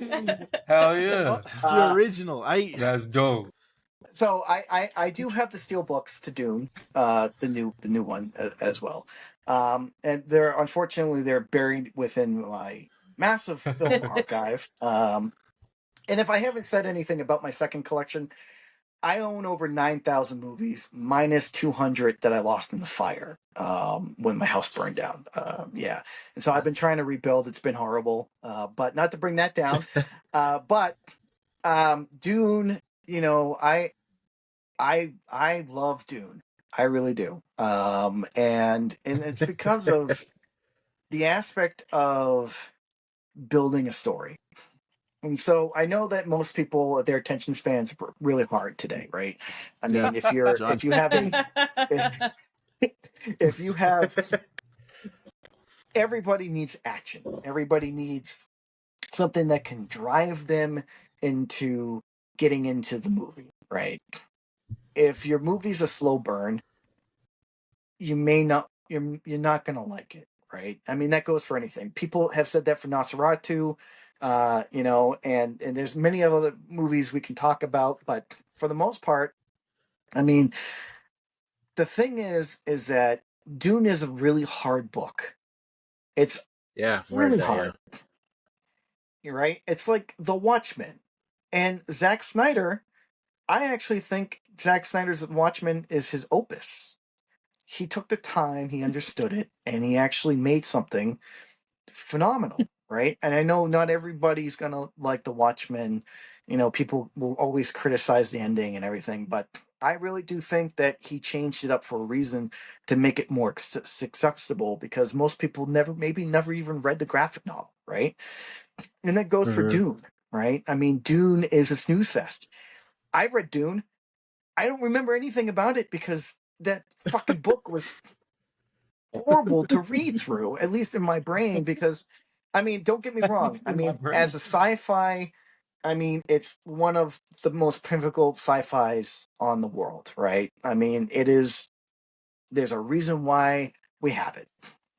The thing about it is that the world building is really difficult because you have multiple different layers of different worlds, and the way that the Arcanins and all these other factions are battling each other, and it really is more character driven. There's not a lot of action in the book itself, and the spin-offs and everything that have come out from Dune are just I don't know, but it's really it's ultimately it's really hard to develop something like this, because the problem is that the source material makes it that hard, right? And so you have to world build. You have to ultimately get through, you have to get through the first layer before you get into the action, because the action is all about the second film, right?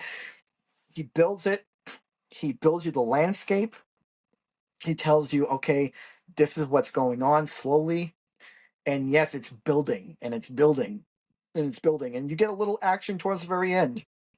But the way that it cuts and the way that it starts off is what I think is fantastic, because the way it ends and the way that it starts for part 2 is like the perfect way of now getting into what really needs to be done and what's really the whole premise of what Dune's really going to be talking about, right? And leading off into the third film, right? And the third film, that's another problem, because it's just like Dune. It's all about character. There's really not a lot. There is action, but there's not a lot of it, right? And so you have to really build the premise on how you drive your story, and I think I think it's wonderful. I think that he did a phenomenal job, really, truly. I mean, I could only imagine what anybody and even the writers were sitting down thinking about how the fuck are we going to make this book into this movie and take on it, really take on it. And and so I think it's one of the best sci-fis that has come out in a very, very long time. I really do. Is that your Oscar winner? Not everyone's going to agree with me, and you guys yourselves will not agree or disagree, and you guys can have this battle all day long. But I really think that you have to think. I mean, every frame in that movie, and I'm going to say it, every frame's a painting, because boy, that's a all right. And this is going to go on a tangent for a second, but every frame of painting is a content guy on YouTube. If you love film essays, I highly recommend it. If you don't know who he is, every frame of painting, yeah, spot on. But yeah, every frame is a painting within Dune, and you could screenshot any scene, and it would be just a perfect wallpaper, pretty much, right? And so capturing a lifeless desert with sandworms is really hard. But you also have to think, like, what really did, what has done that before, and that's Lawrence of Arabia, right? And when they shot Lawrence of Arabia, they shot it on 70 millimeter, right? And so they got the big huge wide angle lens and off an arc lens, really, and they captured the entire vast of the desert because there's nothing out there, right? And so you see him like walking over the desert, you see the sun coming up, and just the whole landscape and the grand scheme of things, that is the only one way you can tell a story, really, right? Because if you shot something that was narrow on a desert, I don't think it wouldn't work, And so having a big landscape and seeing everything at the max it can, that's what makes Dune. That's what makes his Dune, right? I mean, David Lynch doesn't like what he made, and by God, there's reason why. I mean, the studio butchered it to death. But his I mean, it's David Lynch. I love David Lynch. Don't get me wrong, but yeah, I don't know. Okay, I'm spouting off now. Now I'm just going on a tangent. What about you guys? No, I love Dune. Okay. I mean, yeah. Yeah. The first one, we got into a heated debate here, and there's a whole YouTube video on it between me and Justin here. And I got the Oscar nomination, and before Dune Part 2, that was my favorite movie. I loved every shot. I love every cinematic in there. The score was beautiful. I mean, it won the Oscar for the score. So I just loved Dune Part 1, and then coming into the greatness of Dune Part 2, as we all know, like, it just capped off a perfect duo to that film, to that first part. So I'm excited for Messiah. I can't wait to see what Denis does with it. Yeah, I can't wait. So I just love it. So I don't know if you guys want to speak on anything else on it. Yeah, going into that first one, because for me, seeing something, it's always like, oh damn, they're in it, this person's in it, that person's in it. And when it comes out that, like, damn, like 8 actors that I know are in it, like, I'm gonna watch it. And obviously the first Dune was like that. I mean, you talk about Timothée Chalamet, Zendaya, Oscar Isaac, Aquaman, what's his name, Jason Momoa. Like the cast was ridiculous. So going into it, I just, like, I thought it was good. I just thought in some parts it got a little boring. And obviously, like you said, we had a heated debate. Like, it got crazy. But going into part 2, it was so crazy because when the first reviews came out for that movie, they were insane. Like, they were talking about how this is going to be our generation's Empire Strikes Back, and this movie is the best movie of the year, and all kinds of things like that. And I didn't, I wasn't discrediting it, because obviously you can if you haven't seen the movie. But I was already like, when you hear something like that, you go into a movie already like thinking something about it. And watching the movie, it met those expectations, and we were having those conversations like, wow, like that was That was fucking incredible. And we saw it twice. We saw it once in, just the regular whatever. Then we saw it the second time in IMAX. And we live in Arizona, so we don't have true IMAX, like, the top level of IMAX, but it's still, the screen is wide and the sound is better. And seeing the movie that second time, the sound was better and we were able to actually understand more of the dialogue. And it just enhanced the movie that second time even more. So from what we already had, the movie being a 10, it made it a fucking 12. Like, it was great. Yeah. J-Mac had asked you, and I don't think you heard him. Was that your best movie last year? Is that your best picture for 2024?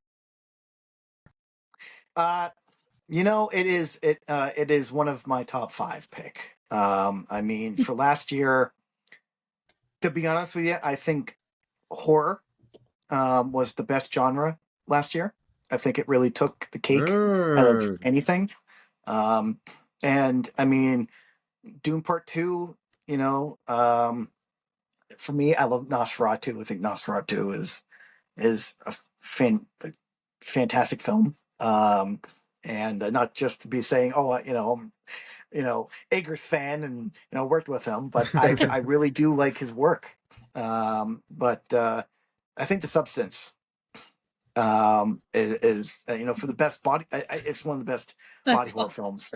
It really is. I mean, Cronenberg.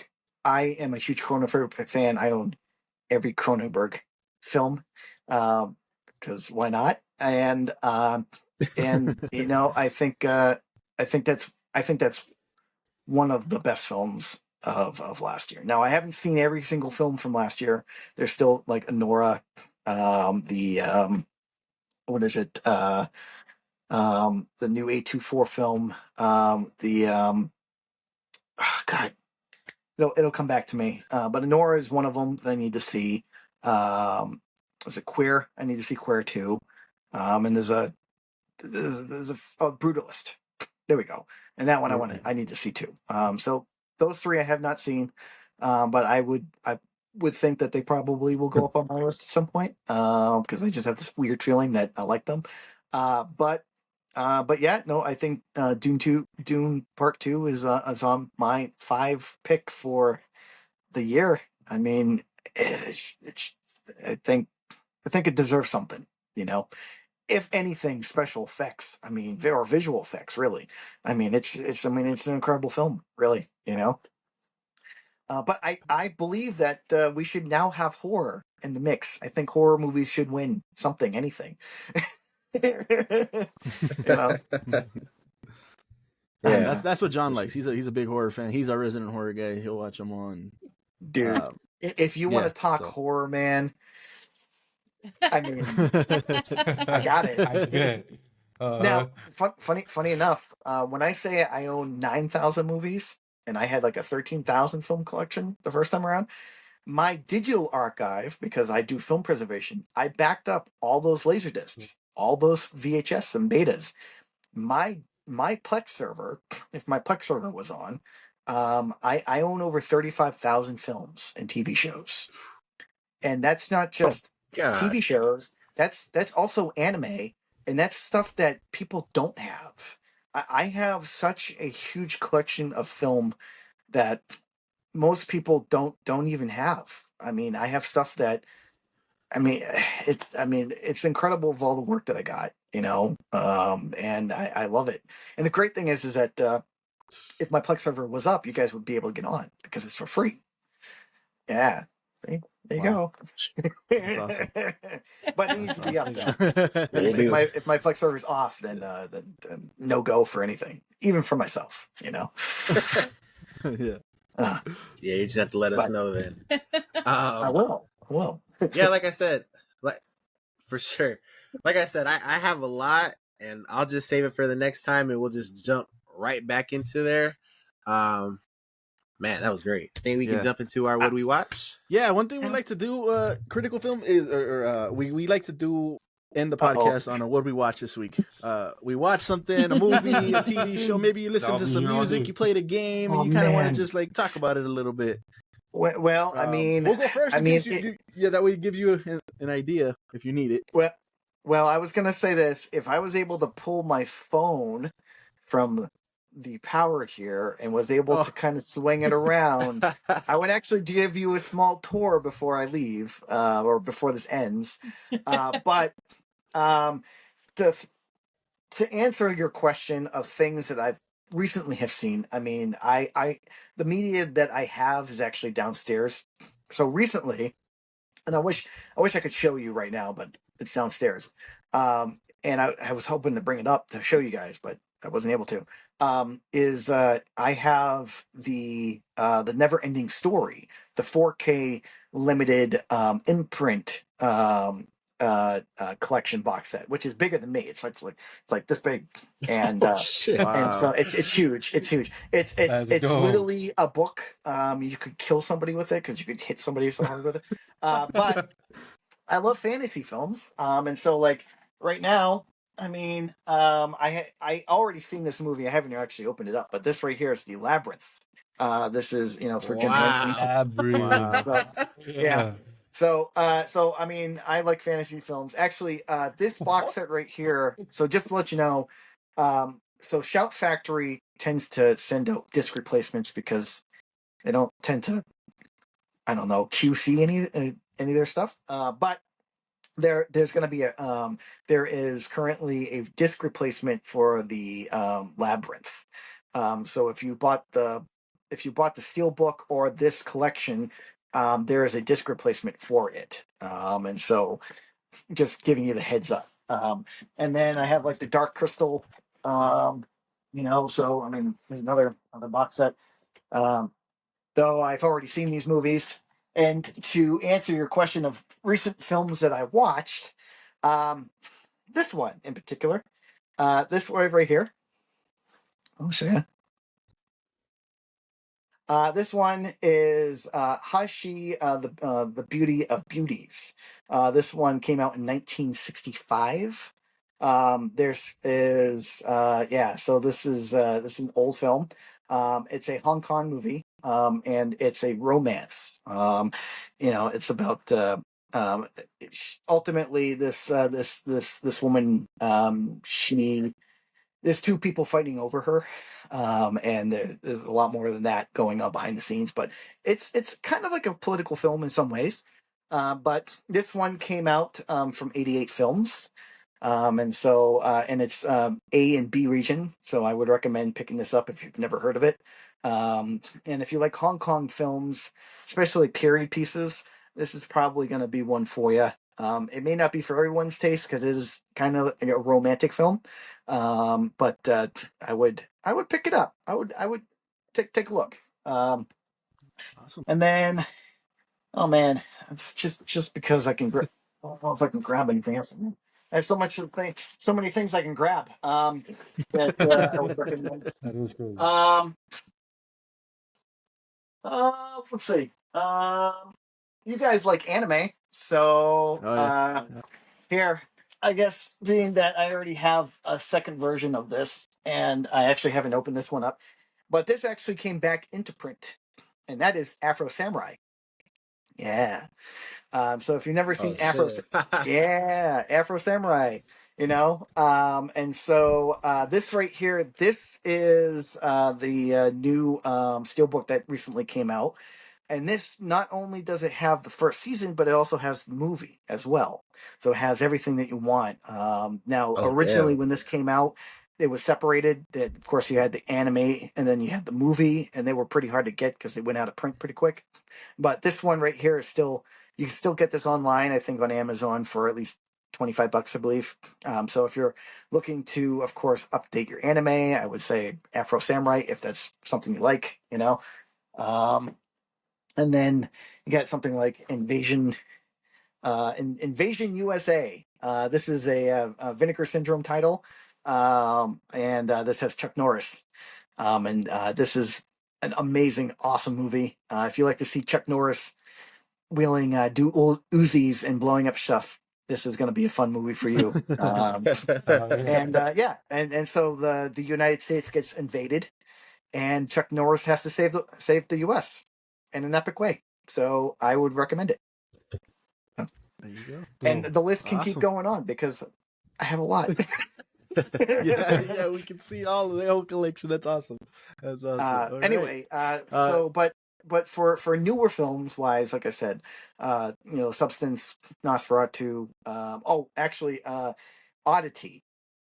If you're looking for a really good Oh yeah, horror yeah. film, Oddity would be another one I would recommend from last year. There's a couple more, and kind of just going out of my mind. But anyway, there's a couple physical media titles for you, some old titles, and there you go. Awesome. Back to you guys. Awesome. All right, there you go. You guys got some ideas. I know John should check out Oddity, and that'll probably be his what he watched next week. So that'll be pretty cool. Jet, you got anything this week? Yeah, me and Andre will just go back to back. What are the two movies? I had talked about at the end of 2024 how, we obviously want to upgrade the pod, do bigger and better. And I want to get into these movies that a lot of people don't actually watch. Like we said, a lot of people watch the Doones, the Transformers, big movies like that, big budget movies like that. But I want to get into these movies that get Oscar nominated, Golden Globe nominated, that you see these movies. If you watch these award shows, you see these movies time and time again. Obviously with the Golden Globes, like we talked about last week, I watched that whole award show and it was the same movies. We talked about the nominations, but it was the same movies over and over again. So we started that and we checked out Emilia Perez on Netflix. Very controversial movie. Super controversial movie. After finishing it, I actually, because I didn't want to spoil myself, so I actually, after watching it, was listening to people talk about it, how they felt, what their problems were.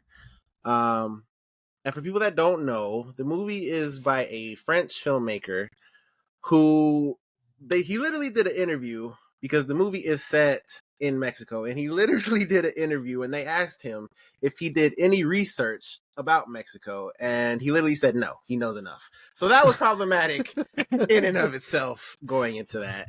And then something that I didn't know about Emilia Perez was that it was a musical. So that was a shocker to me going into it. So obviously I'm not going to talk about the whole movie here, but just to get into it real quick, the plot I thought was actually really interesting. And it has some twists and turns in there, and I was like, oh shit, damn, really? That's what we're doing? That's crazy. But at the core of it, the movie is a musical. And having seen Wicked, it's like, no. Like, I don't know how Emilia Perez beat Wicked for that musical category at the Golden Globes. It makes no fucking sense to me. Those Emilia Perez songs, outside of maybe two of them is being generous, but those songs are god awful.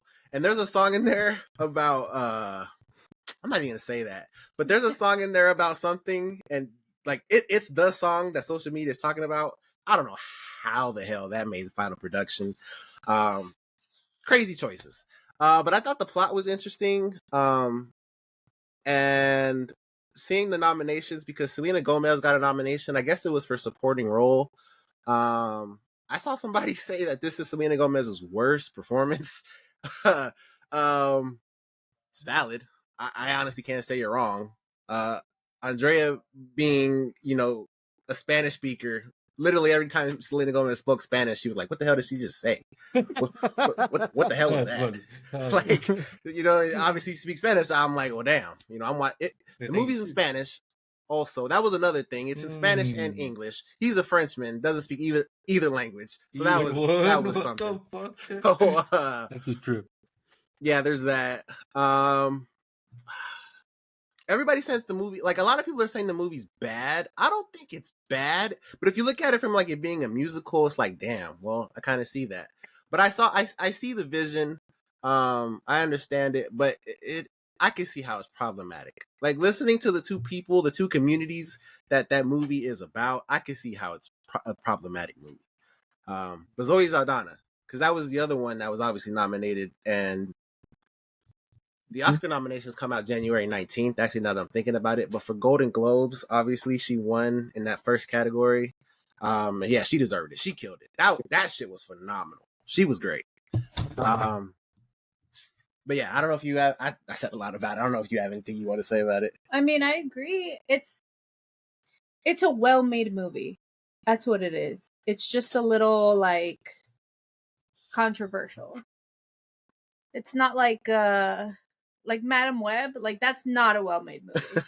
Like, but this is like it's a well-made movie. It's just a little controversial, and I don't know. The musical was like it's a really serious movie as well, and the musical was like taking me out. Like there would be like sad scenes, and then they start singing. I'm like, I don't know, like it would just take me out. So yeah, I mean, I agree with what you said, but it's not.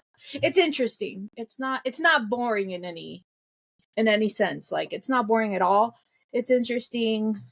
But yeah, it's all right. So yeah, Amelia Perez. That's one down. Obviously, Conclave, The Substance, The Brutalist. Like I still have to watch those, and honestly, I got to get on it before. I don't know when is the Oscar? Man. Anyone know when the Oscar is? I think they're pushing them. I think they're pushing it back due to the fires that are happening in LA. Right. I could be wrong, but The Substance. Oh man, just wait. Demi Moore, man, she has it. Oh, she has it. Yeah, and she won the Golden Globe for her thing. Dude, I believe it. She is so good, so good. And you know what's funny? Yeah, I can't wait. I actually have that.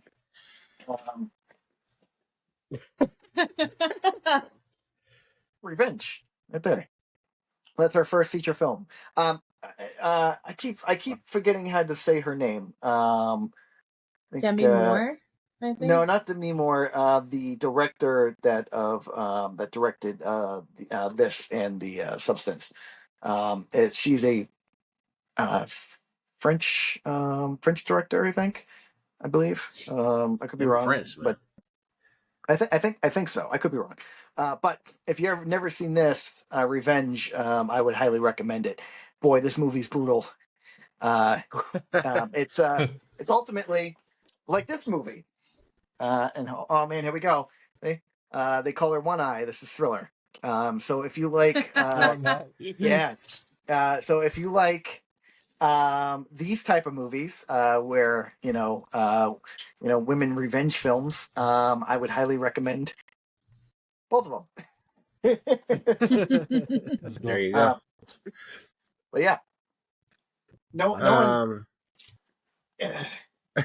I think so. Then our second movie, is that what you want? You're okay to do the second movie? Yeah. We watched. I was gonna say you don't know what it's called already. The name. Superman. What? Man of Steel. That's what it's called. I wasn't even talking about that. Oh, one. which one? Let's talk about the Netflix one. Which Netflix one? With Megan Fox. Oh, if you want to do Man of Steel, we could do Man of Steel. I wanted to do Man of Steel. That's fine. You can do Man of Steel. Okay. We watched Man of Steel. It was my first time watching it. He had seen it already. And then I just thought it was good. I was telling him like Zack Snyder always has like his movies are very like gray. Like there's no color. And even the sky, I was like, why does it always look cloudy? Like it's the sun's out, it's a nice day, but it's cloudy. His movies are like gray. And so I was like, you know what? Like, because it works for Sucker Punch. It works for Watchmen. I really like Watchmen. I love that movie. It works for 300. Yeah, 300. It doesn't work for Man of Steel. I don't think it does. Like, it was very like the movie's not dark, but it made the movie dark, and that was really like my only issue with it. Besides that, I thought it was good. I love Henry Cavill.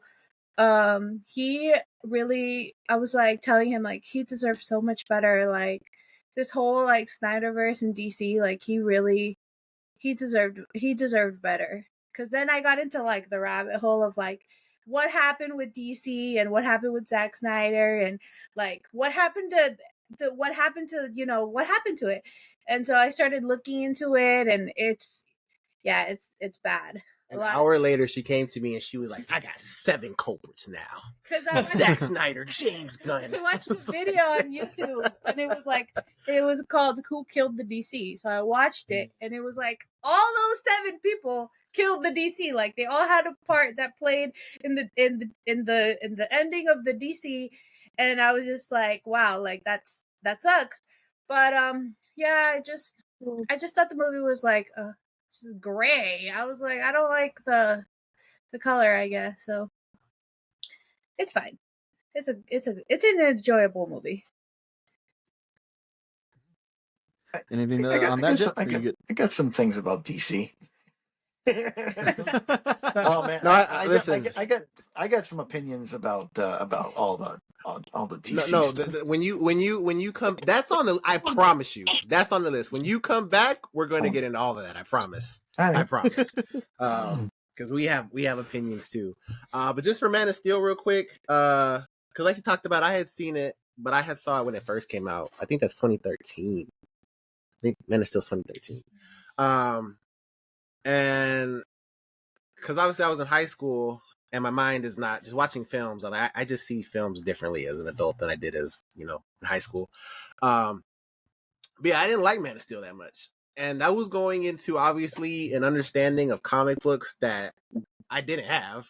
I just, being on TikTok and having a podcast now, I understand that and just, seeing these, when I watch a comic book movie now, I just see it for a movie, and if this makes sense or if that makes sense, how the camera work is, the script, different things like that. But yeah, watching Man of Steel now, I have a better appreciation for it, I will say.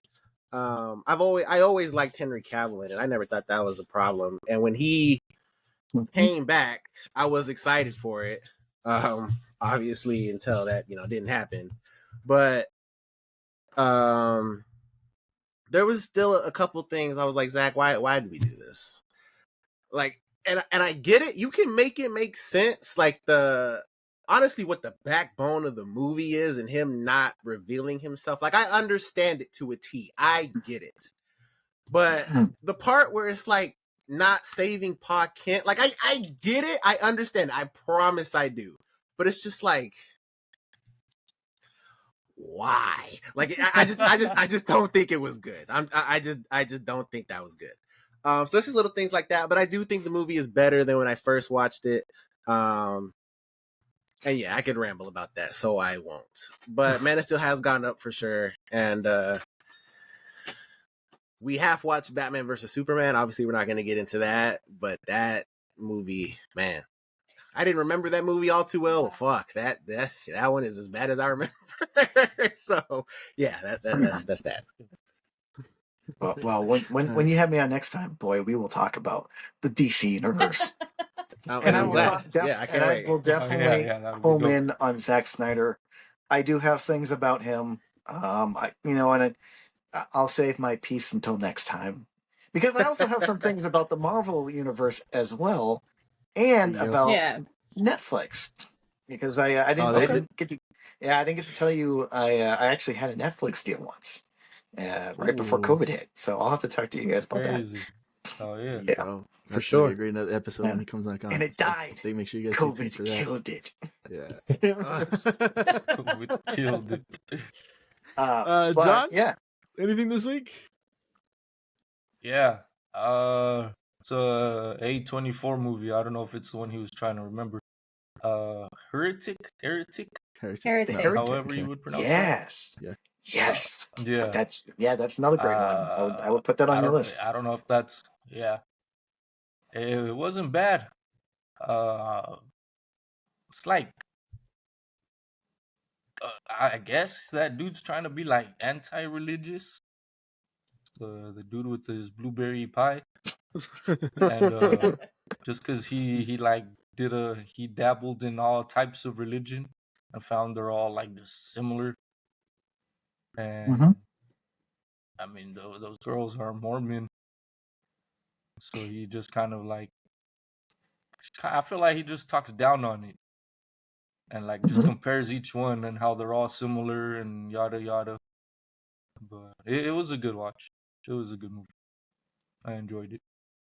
The Heretic. All right. Cool. Yeah, anti kind of like religious film. Yeah. Yeah. I definitely got to check out that one still. Cool.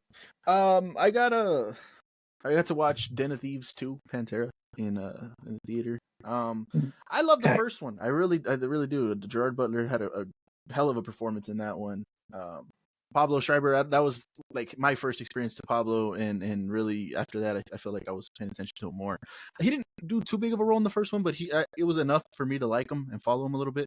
So I was super excited to watch part 2. I was like, it's back! I can't wait. And it was an okay movie. I just felt it was a little bit more of a slow burn. This is like, as the first one is a heist movie, but this one is, they ramped that heist aspect up to 1,000, and it's pretty much, that's the whole thing. They're there to do a job. They show you the job, and they conclude the job pretty much. But that's it. It's nothing crazy action like the first one. The opening from the first one, if we ever do our best openings in movies, I'm going to talk about that first one. That was a great opening for Den of Thieves 1. The ending was phenomenal too. I loved it. And to me, the second one didn't have anything like that. It was an okay movie. It just didn't have that hook, that catch for me that I thought I was going to enjoy or like. It leaves the door open to a franchise, and knowing Gerard Butler, I'm sure it's going to be his next action franchise, and he's just going to keep that going. So yeah, if you guys are fans of Den of Thieves, I mean, obviously you guys are gonna go check it out, see what you guys think. I thought it was okay though. I think on Letterboxd I gave it a 3-star, so I think that's where I was at. So, but yeah, Den of Thieves 2. If you guys haven't seen that, consider go checking that out. But yeah, that's our what we watches this week. Final thoughts before we head out. So there's there's a few. Critical, I don't know if there's anything you want to shout out, anything in that regard, anything you want to say, final remarks before I close it. Well, I guess my final remarks is thank you guys very much for having me on. Look forward to meeting all of you again, and hope all the listeners loved this or love this. And I will say this: there's one big thing that just happened in physical media, is that Shout Factory got some new rights to 158 Hong Kong films. So John Woo's The Killer and Hard Boil are going to be coming out at some point. And for any fans of those two films in particular, are going to now be able to rest their out-of-print copies, because this is a huge win for the physical media world. So I actually have a lot of respect for Shout Factory right now. They pulled off something that I don't think anyone ever thought could ever be pulled off. And so I would say, look it up, see what's going on in the physical media landscape, and physical media forever. Keep collecting, and keep putting stuff on your shelves, guys. That's all I can say. And yeah, keep doing it. Nah, that's awesome for sure. I feel like every other week we're preaching about physical media. We talk about steel books and different things like that. 4Ks coming on sale whenever it's in our news. So for sure, physical media. As far as us, before J-Mac closes the show, yesterday, man, we had an overhaul. We got a new logo, new intro and outro. I'll be using that on YouTube videos going forward. That intro, man. I was telling J-Mac, we talked about it at 3:00 and I ended at like 6. Like I was working on that intro forever. I think it came out pretty dope. I was pretty proud of it by the end of it. So to the audio listeners, go check it out on the YouTube channel. I'm always pushing the YouTube channel to you guys. And we do have audio listeners. We've seen the stats. So appreciate you guys on there, but for sure check out the YouTube. Like J-Mac talked about in the beginning of the episode, we're gonna lose TikTok. Unfortunately, it's looking that way. They had another hearing today, and it's looking like the same stuff. And we have a nice little following on TikTok, so yeah, for sure. So anybody on TikTok, if I post this TikTok, please go subscribe to the YouTube channel. Like our slogan goes, we cover anything and everything in pop culture, keeping you guys up to date on the latest news. So you don't want to miss that. So slide over to the Red app. Do us that favor and hit that subscribe button. And yeah, I think that's Critical. it. You have any other places that people can follow you with TikTok shutting down? I was just gonna say, yeah. Yeah. So I have a link tree that is probably gonna get provided in the links below. And you can find me on Yeah. Instagram under my real name, C Barbieri III. And I'm on Facebook. I'm on every single platform you can think of. And this year I am starting up the YouTube channel pretty soon. I'm working on a little intro myself and doing some more things, and so eventually I'll be another content creator out there pushing more physical media and talking about stuff. And my goals on trying to get my show back. Ultimately, I said this before, but I was in development for creating a film masterclass program through Netflix at UT when I was living in Austin, and my goal was to bring value back to students. I like teaching, and I like giving back my incredible experience of things I've been able to work on. And so yeah, I want to bring back something for students and or even filmmakers or whoever wants to listen. So the goal is that's what I want to work for, and see if I get the show back. But for now, yeah, you can find me anywhere. I'm everywhere. And I usually am on Discord a lot. I'm also on Clubhouse, which I don't know if any of you guys use or not. X, I like to keep calling it Twitter. And now Blue Sky. If there's any other... we call it Twitter. Fuck X. yeah, fuck X. Damn you, Elon. Hell yeah. But... I guess that's it. I mean, whatever other social media pops up after Twitter, after Twitter, after TikTok gets the X, which is crazy if you think about it, and so yeah, we'll see. And if it doesn't, well, we're still here. If not, well, we'll see you again somewhere else. Yeah. So, thank you guys. Awesome. So yeah, all his socials and anywhere else you can find him will be pinned, will be linked in the description down below. So go ahead and go check him out. We appreciate him being on the pod today. Yeah.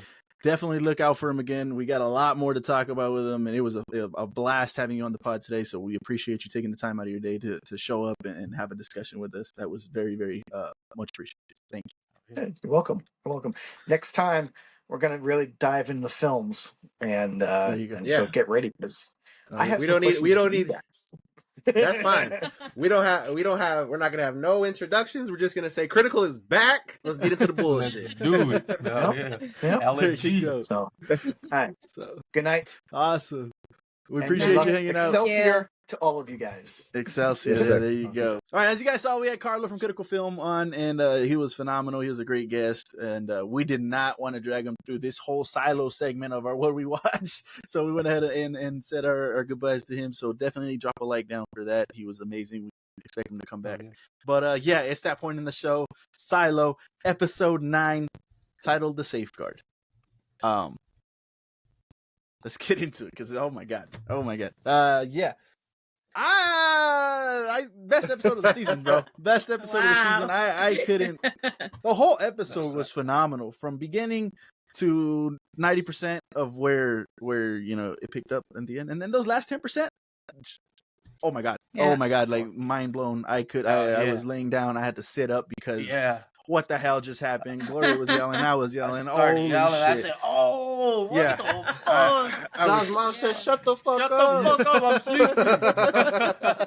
No, it was insane. Nah, that was a trip. All you heard was Lucas Kyle. I lost my shit. Whoa, I lost my who the shit. fuck Yeah. is this? Then let's just start right there, man, because that was like the whole thing. I was hoping, I talked to them a little bit about it. I was hoping they didn't do the trope of him seeing the door and not showing us the door, not showing us whatever he's staring at. They didn't do that. They got rid of that trope pretty quick. They turned the camera around. I was like, oh, thank God. We can see what he's looking at. Turned out to be a door. He walks up to the door. You automatically hear what sounded like an AI voice. I don't know, unless it was somebody real.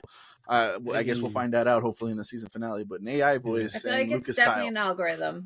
Yeah, maybe. Yeah, The whole silo is like it's like there's an algorithm in the silo. That's it. Yeah, you're right. So yeah, crazy. I was telling her, and I've told you guys, there's moments where like I just can't control my jaw. Like it just Like it just happens. Nah, That was one of those. trick. I was stunned. Yeah. That was a trick. Lucas Kyle. Yeah. Yo, Oh, what the? That was crazy. Look around. Who was it? Yeah. This is That's fun. the pod. You weren't on the pod last week, right? No. No. wasn't. Okay, so I brought this to them last week, and obviously this was going into this episode. Silo Series tweeted out the 10th episode of Silo Season 2 is titled Into the Fire. It has a runtime of 60 minutes and is packed with major surprises. Rebecca Ferguson describes it as one of the most perfect conclusions in television history. Showrunner Graham Yost teased the finale, hinting that it will have a similar feel to the ending of the first book, Wool, but with a twist. And he's quoted as saying, in a slightly different way, but yes, to a degree, there's a big surprise at the end of the season, wow. and that's all I'll say. Wow. We Yeah. got that news Excited. before we even Yeah. saw this, and I was like, "Oh my god, I can't wait!" And then we get this. I have more Yeah. faith that whatever the hell that's gonna be is gonna be Yeah. through the roof. Like I'm gonna say it right here, right now. This is better than From already. Like this is it. A little This bit. is it. I'll take little season bit. 1 Yeah. From over season 1 Silo, but overall Yeah. as a show, Silo's it. Silo's it. For I sure. don't even have to see the last one. The last one I have full faith is gonna be Mhm. insane. He said, unfortunately. Yeah, because But- From never answered those questions. didn't. They just gave us more More questions. Which I And- like. I like that And aspect. Si- I don't. yeah, That's good. but Silo But 3 is like seasons in? answering them Three and seasons also in is crazy. and also giving us more questions Yeah. So right away. Like they were doing Mhm. that already in season 1. So I do agree with that. And from answered questions though. Like we can't say around like they didn't answer nothing. But barely this last season. But it's been I 2 think it's seasons a good- though. But I think it's Silo did it in the first season. But the way that show is constructed, only like 2. if you get the answers, like then what? 3, no? Well, we don't know that yet. That's what you're assuming, but we don't know that. We don't have the answers yet. I'm just saying, after 3 seasons, I think they gave us like a satisfactory amount of answers. Well, I think it's To be fine honest, after 3 the fuck seasons, did but they we're even we're answer? at the end of season 2, and we already have more. I don't We've know. already gotten more That answers. you know of until you get more fucking questions. Well, yeah, but they're answering them as they go. Now the silo can talk. Yeah. Yo. Now I it's mean- alive. Crazy. Like, Yeah. what the fuck? Well, what do I we mean, think the Like safeguard the is going to be? forest. What do we think? that forest thing. is- I think that's what it is. I think like That tunnel. but it's like, what are they gonna lock down? Because I think it's a shutdown. thinking- Me personally, I think but- it's shut down all the silos. Like everything's getting done. All of I, them, though? I think so. I think so. Like, so I think what- I've said this before. I think I've said this way before. I think they connect. There's tunnels that they connect to other Yeah. silos, and I think that's what's Each going to one. happen. So I think the Mhm. safeguard is going to just cut that off and just be like, all right, everything's locked down. Nobody Everyone's can do on their anything. own. That, or they just completely just get destroyed. I don't know. Or maybe they keep tunneling, or they come out. I don't know. Some shit's going to They happen. come Every out. single some silo. I have no idea. What did It's he gonna be say? bad. What, if he does, they'll go on a safeguard. And if he speaks of this, Yeah, if he speaks to this to anybody, we'll activate the safeguard. Do you know what the safeguard is? He said yes. So they didn't tell us what the safeguard was. Nah. Lucas didn't tell us to show us anything. So as, he knows what it is. He said the yes. shadow. Yeah, he said he knew what it Yeah. was. Oh, And he stepped up to that door, and that door said, the only other people that have been here is Salvador Quinn, yeah. Meadows, and there was somebody else, And, right? Or was he the third person? George. No, George. Well, yeah. Oh, yeah. But George, he, yeah. but he was. I thought he wasn't able to talk to George. Yeah, one of think them that's said what he he, has he, said, never, right? he never He- talked to him. He never get a Uh-huh. chance to talk to It him. was but- George then. yeah, 'Cause so he I don't know didn't- what that I don't even think means. he had the information that Meadows and Salvador Quinn had. He said the thing said that those people knew of it, or they actually went there. Yeah. I Yeah, think No, I I don't know think what that that they- means. I knew think of that it, they no? went there. I think Mm-hmm. they Mhm. all went there, but like George didn't have the information that that This because the fool. judge went and then the Salvador Quinn went. And I think he was like they had the information, but George didn't. So they went past. Well, I'm thinking that they went past a It certain was- point. I don't know. Shit. But I That mean, was good. he had to have gotten to the door. Like that's I Yeah. guess part of the criteria of getting to Or- the door. Did or he maybe- die at the door? Like he was already hurt and he fucking died when he got there or some shit. I don't know what that means exactly. What if So- he didn't know what the George safeguard know. was? Or and it the- was or- like, we can't George do didn't nothing either. if you don't know. Remember, he plummeted. Maybe. Maybe. I don't know.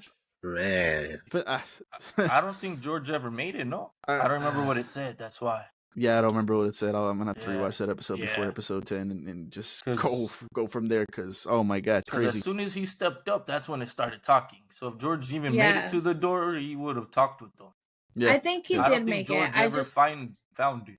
He just yeah, knew I of think it. he did make it because and I the remember algorithm knew. it was asking him questions like, "Do you know about this? Do you know about this?" And he was like, "Yeah, yeah." And he was like, "Well, only these people have made it past, and George didn't make Wasn't it able- past a certain point." Hmm. And I think it's because he was just like the IT guy, and he didn't like Judge Meadows was the mayor's shadow, and we don't even know who Salvador Quinn was. So they definitely had way more information than George did. Mm-hmm. He saved Yeah. the silence. that like I said, that whole episode was just fire, and then they Yeah. just Yeah, put that cherry on top, and just wow, it was crazy. And when what's his name? Knox. When he went to go speak with Walk, and he was like, I think I know who's our traitor. Mm-hmm. oh Do you yeah. think he was bullshitting that? think No, he was I think he was. bullshitting. I think he was. I think he knows was, that right? she's. He knows it's Yeah. Walk, Yeah, right? it's her. Yeah, he and knows he's it's gonna her. try to fuck with Bernard. Well, he doesn't think he's- know Bernard. No, Oh, he doesn't know, but I think he knows that not somebody's that they're watching. That it was keeping her? tabs on her. You know, Mhm. somehow, I think so, somewhere. At too. least she's leaking info. Yeah, It has Because to even be. her, she was like, I'm all ears. And then before that, Mhm. she was like not saying anything. Like when they would come and check on her and like tell her things, she would just be like, wanted them to get the okay, fuck out, no? and she was just Yeah. quiet. And then when he came and he was telling her like, I know who the traitor is, and you know they did it because they wanted to keep somebody safe. She was like looking at him like she knew that he was talking about her. And then It that's when she seemed was like- like, okay, I'm all ears. And that was the first time that she responded with something to them in that To room when they're Being watching her. supportive at any point. Yeah, like tell me then, you know, because Mhm. she knows like, oh, you're gonna tell me some false information, and he's gonna. Yeah. Yeah, that was fuck Walk, man. Fuck Walk. Yeah, me too. All Oh, episode, fuck I'm that like, bitch. all right, Yeah, fuck this fuck bitch. this bitch, man. I'm Yeah. sorry, but Yeah, that's crazy. fuck Like her. Just you're putting somehow- everybody else at risk. Like I'm for sorry no about your wife reason. and stuff, Oh, but it's too bad. I'm Yeah, not Ex-wife. sorry. I'm also not sorry. ex-wife also. And then also Right. I was like, you're so dumb. Like you literally didn't make a deal before you went and told him that And- information. Like and they- afterwards, she was like, "Can I see her?" He's like, Oh, "Yeah, no. I'll show you her." And then he shows her, and then she's like, "Can I talk to her?" He's like, "No." It like, was stupid. Girl, you should And- have negotiated And she before. was warned about all that, man. She was Yeah, warned. like who do you think you're dealing with here? Like, come on now. Yeah. Fuck Walk. She could stay the another fuck thing- in there all year. Another thing Fuck Jet that wanted bitch. it to for it to pick up on the way it ended last one was to pick up right in the Juliet side, and that's exactly where it picked up. That from, was man. crazy too. That's exactly Finding where it out picked who up he from. We got- was, so Yeah, we got a dope. whole fucking backstory of how they've been there, what they've been surviving Yeah, on, and they just everything. now started running out of food. So they were surviving on the farm, like I thought. I think they were even Yeah. on a farm level actually too. I think that Probably, level they were on was a farm. So that was that. Mhm. that was cool. good. That was That crazy. was good. She was able to piece all that together. and that storytelling was in that episode alone, because obviously we're meeting these characters for the first time. That shit was brilliant, because that whole time we meet the girl with the bow and arrow. Like I'm like, damn, bitch, What? relax. Yeah, like, yeah. like, Oh, why you my so God, yeah. tense? Yeah. Yeah. Like, what the fuck? Yeah. Then you get You're the a- story, and it's like, oh shit, Oh, mhm. damn. She thinks Damn. she killed her. Yeah. He Yeah. thinks he killed their parents. Yeah. It's storytelling. Mhm. Amazing. That was a it very was great immaculate. episode. That was a Yeah. good episode. That was a great episode. And Then her piecing together Solo. Yep. Like he was a kid when it all happened. and- Mhm. And now we Um, know why. Yeah, Now we know why he's so messed up. I fucked up in there. So Yeah. he grew up. He's like Victor, no? He grew up in the fucking vault. Yeah, he grew up in the vault. Yeah. He grew up in the That's vault. crazy. Speaking of the vault, when they get there in this opening, I was like, she's about to learn everything. Yeah. That was And they're just- trip. They're just kind of They're eating ice cream, I'm listening to sure the next one- music. Yeah, they're gonna start off with her. They don't even reading know where all to this start, shit, knowing all everything. that. Yeah, I feel like her mind is somewhere else right now. She's just trying to She save wants to that get back. other- I mean, get she the knows fuck what's about to out. happen over there. She does not This is care cool, and I can't what's wait to come going back. on. What the fuck's Yeah. going on? But I need to No, get the she fuck out kind of here. of I need to go. did because she found Yeah. another suit and Yeah, still was she trying found- to she save found, yeah, another Solo. Yep, She didn't so- want Solo to fucking just die. She could have just dipped. She Yeah. could have just left. Yeah. it. Yeah, that was cool too, and they had a little moment that they were just kind of staring off in opposite directions, and I think Solo put an arm on her, and she did the same to him, something like that. So I thought that was really cool, and That a was way cool, to yeah. show the character development, character growth they share. So that was pretty cool.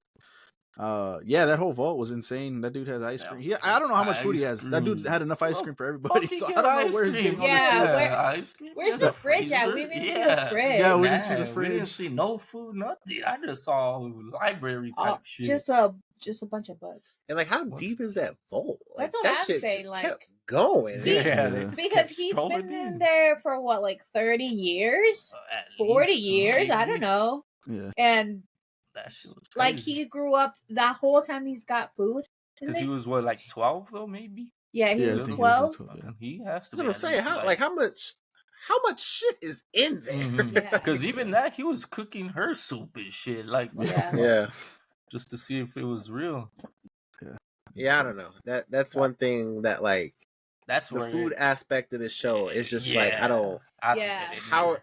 and I didn't think about that them being on the farm. That actually makes sense because we've seen the farm from the angles of the other silo. Like that farm is fucking massive. But I So, like- try to grow a farm. It doesn't just happen overnight. Motherfucker. You know what I mean? Yeah, no. like bullshit. That's I don't know.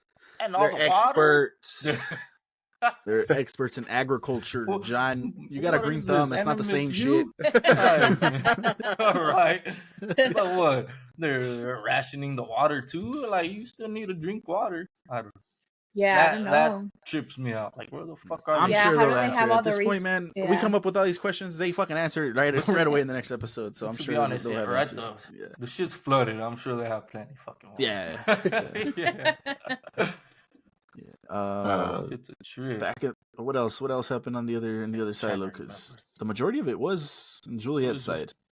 Yeah, that was a Well, good we amount. Well, I'm wondering if they're gonna. I think they're gonna join Camille and Sims. I think they're gonna join Oh, that's the rebellion. The rebels. Well, I That's- still think they're gonna play both sides, like how she's been saying. I think she But she he- made a comment though, like, "Hey, we need to choose because then I think they're Yeah. gonna win. Mm. It's time for us to I choose think one." so, right? Yeah. Yeah. And that's I true. feel like I don't think they would go with Bernard, just because He- I don't think he would He's even already have like. fuck Sims over.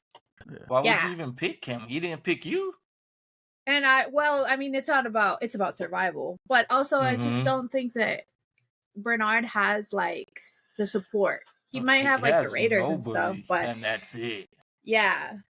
But they down in the deeps, they have like all the support, and they're in mechanical. They can, they have control of turn the that silo. shit off if they want. Yeah. Yeah, And this episode was really cool because it really highlighted, at least for me, seeing all the different characters and actually caring about what's going on in each scene.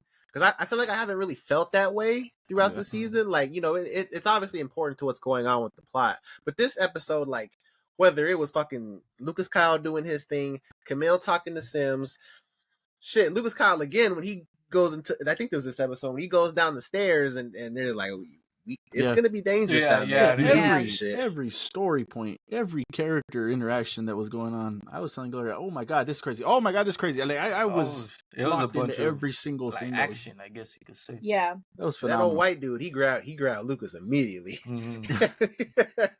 That shit was He nuts. said, "Oh, Look, you it think says that right ID there. saving you here?" What? It says the algorithm claims it did not speak to Wilkins, which is George, suggesting it only reveals information to authoritative figures from the silo. Before So disclosing, he found the door. It So just he didn't had speak to to have him. found it. Yeah. So they have to have Oh, you have to have authority. before That's disclosing crazy. crucial information to Lucas, it also warns him that if he speaks to anyone about what he learns, the AI will initiate the safeguard.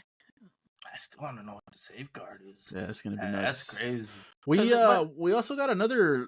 I thought we had seen it already, but I guess we got another little question or little mystery. They talked about Bernard going into the server room And I thought the server room was the camera Oh, room or where he's yeah, at now. Oh Right? yeah, she said that. Yeah. I don't Me think that's what it too. is though. Nah. Like I think it's No. another room that we haven't seen yet that we have no Mhm. idea But I about. So thought that's we'd another mystery. seen him walk in there, no? That's what I Or thought too, but I don't think but so. that's the janitor room. I think that's Yeah. where he was And walking that's in. It's a he different was like, room. I've only been what did he say, that I've only been in there once or something, or I've never seen it, or I've never, what yeah, so I've never nobody's ever seen it except Nobody's Bernard. seen it unless him or whoever else has a key. it was one Like, other person. Oh yeah, the key, yeah. So we'll see if they answer that question in the next episode. But that's another little That's mystery a to find out what's in trip, that 'cause room. What the fuck? I The think that room. algorithm. I think he's talking to other silos. I think he's talking You to other think silos. so? Because I think Yeah. that's a that's room what I'm for thinking other too. mayors Because to we talk. see that one other one that's all fucked up. The other 50 other ones could have people, right? They said, Assuming- yeah, they said 50, and then There's Bernard said 51. 51. Uh-huh. 51. Like, So what? shit, yeah, we'll see. I don't know. What is Yeah. up with that one? Yeah. That's It's the head probably silo. I bet that's Yeah, where yeah. all the what's his face, that was a trick. all the founders and like their Yeah, families live. right. The But- one. The Maybe. bigger question: why the fuck are they in a silo? Well, that's That's what crazy. that's yeah. I hope that gets answered. Why are they under fucking ground? Well, we know that the world isn't livable. Yeah, we know that. So Or at least that's- this portion of the that- world, yeah. or this city That's at least. why. I don't know. But we just don't know why it's unlivable, and Yeah, like what had happened. and maybe they caused the world to be unlivable. But Who and then knows? they said the founders aren't even the ones who built it. No, I swear that's what they said. I don't remember that. I thought that's what I heard. Unless I'm tripping, they said the founders aren't even the ones who built the silos. I do I don't not know. remember I that. think I remember hearing that. I just What- needed it to be Friday already. I need it, or Yeah. Thursday probably is I when it's gonna hate drop. you Thursday all. night. I hate you all. What? That's another thing. Yeah, I hate all of these people on this Wow. podcast right now because I didn't watch From That's This Way week to crazy. week, and I watched it, at the end, and I did the review. This exact reason, Nah, the way this shit is ended, tough. This is harder than From. I From needed was the week next to one. week. I can't. This shit is. Why is- can't you sucks just learn patience? because that's not. I know. Nah. No, because I don't have I patience. need to know what the I want to see safeguard what's is. happening I need to, now. yeah. Like this Because- was that one episode, and this was a perfect Mhm. reason for me to not do this ever again. Ever again. But then So, you just like all week you're sitting there wondering what is gonna happen. Like I can't wait. What's gonna imagine happen? if I don't have to what's wonder, and going I can on? just see it. I can just press play and But just it's go to the next one. there's But there's then an art regardless, to you- wondering. Nah, I don't need that art. There's I'm a good with it. beauty in I'm not an sitting, artist. letting it sit with you and then remembering you back on the still episode waited. and You're thinking just waiting about even it. longer. Yeah, Yeah, I mean, you're, yeah, you're that's We're what- seeing it. You're still behind. Yeah. but it I'll doesn't be even right matter. there with you and guys at the then end. wait, and then it's so fun that you get to join us in these conversations Mhm. and we get to experience it together. It's like we don't watch them together, but we get to talk about it like we did Yeah, watch them we together. basically do see So it together. Yeah, so that's fun, right? No, it's not. I think it's funner Wow. that you can watch it all in one That's sitting. crazy. That's funner Nah. to me. That's Mm. more my speed. ain't No, got then time we, for no. Then we get an hour and fucking 30-minute long fucking From discussion that doesn't Great. need to be an hour and 30. No, no, Awesome. Great. no. We need No. watch We hours for- on the channel. And then we forget like what happened in the beginning of the season because it's been so long. And that's why already. I'm there because I just we watched haven't it all. forgot it. Because I just Yesterday. We haven't watched it all. watched I it. can tell you guys. Yesterday. It's And then funny. you try it Nah, like phenomenal. that, and then I couldn't watch that last episode. Since My you bad. don't Hold care on. about Severance that much, you could just watch Severance week to week then. Yeah, well, I'm not gonna care about Severance. I'll watch that week to week. I don't care. But No, I dude. only did that for certain shows. Like From, I knew it was gonna be like that. Silo, I knew it was gonna be like that. Nah, I From, think, From I think wasn't that Severance gonna be bad. like that too, but From wasn't that bad. Maybe, I was but I'm able not to wait. too interested. Yeah. Unfortunately, yeah. I just think after 3 seasons, you have to watch it hasn't Severance been too, John. You too gotta watch the crazy. first season. See if you like it. Nah. It's good. Those episodes better be worth $1 billion, man. I don't still feel that way. I don't know if they're worth $1 billion, but they are. It's good. I mean, you think you would like Severance? Just listen. You work in or not corporate America, but America. You work in America. That's all you got to remember. Just picture yourself. Damn, what would I do if this was me? You can relate to it. I think he would like it. He likes the cuss out my mystery. boss and get sent home. Nah, Hey. he would No. he would be in the severance program because he would say fuck work. Like I'm gonna Fuck come back and this not. shit. Yeah, I just wake up to a Fuck you, paycheck dude. every week. I'm good. Actually, he'd I'm be the just here one to person clock that would in. enjoy the severance program. Yeah, he would. Yeah, he would. He would, but Damn the it. Innie would. Now I don't know need to about. what it is. Maybe Yeah. Zinni. I don't know. Zinni might be like, yeah, it's cool. Fuck it. I just like Oh, to. yeah. I just make tons of money, so it's fine. Yeah.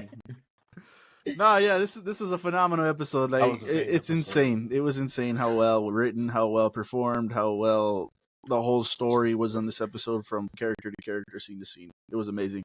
Safeguard did not disappoint, and like I said earlier, I don't think episode 10 is going to disappoint whatsoever. Given Rebecca's comments on it, given the director's comments on it, it's going to be nuts. So Yeah. if you guys aren't watching Silo, do yourselves a favor, catch up now because that season finale is about to be a banger. I'm probably gonna have to revise my 2024 best. This is probably gonna be better number one. This would probably be number one. Like I think Shogun, so. so number two. But oh my god, that season finale hits the way I think it's gonna hit.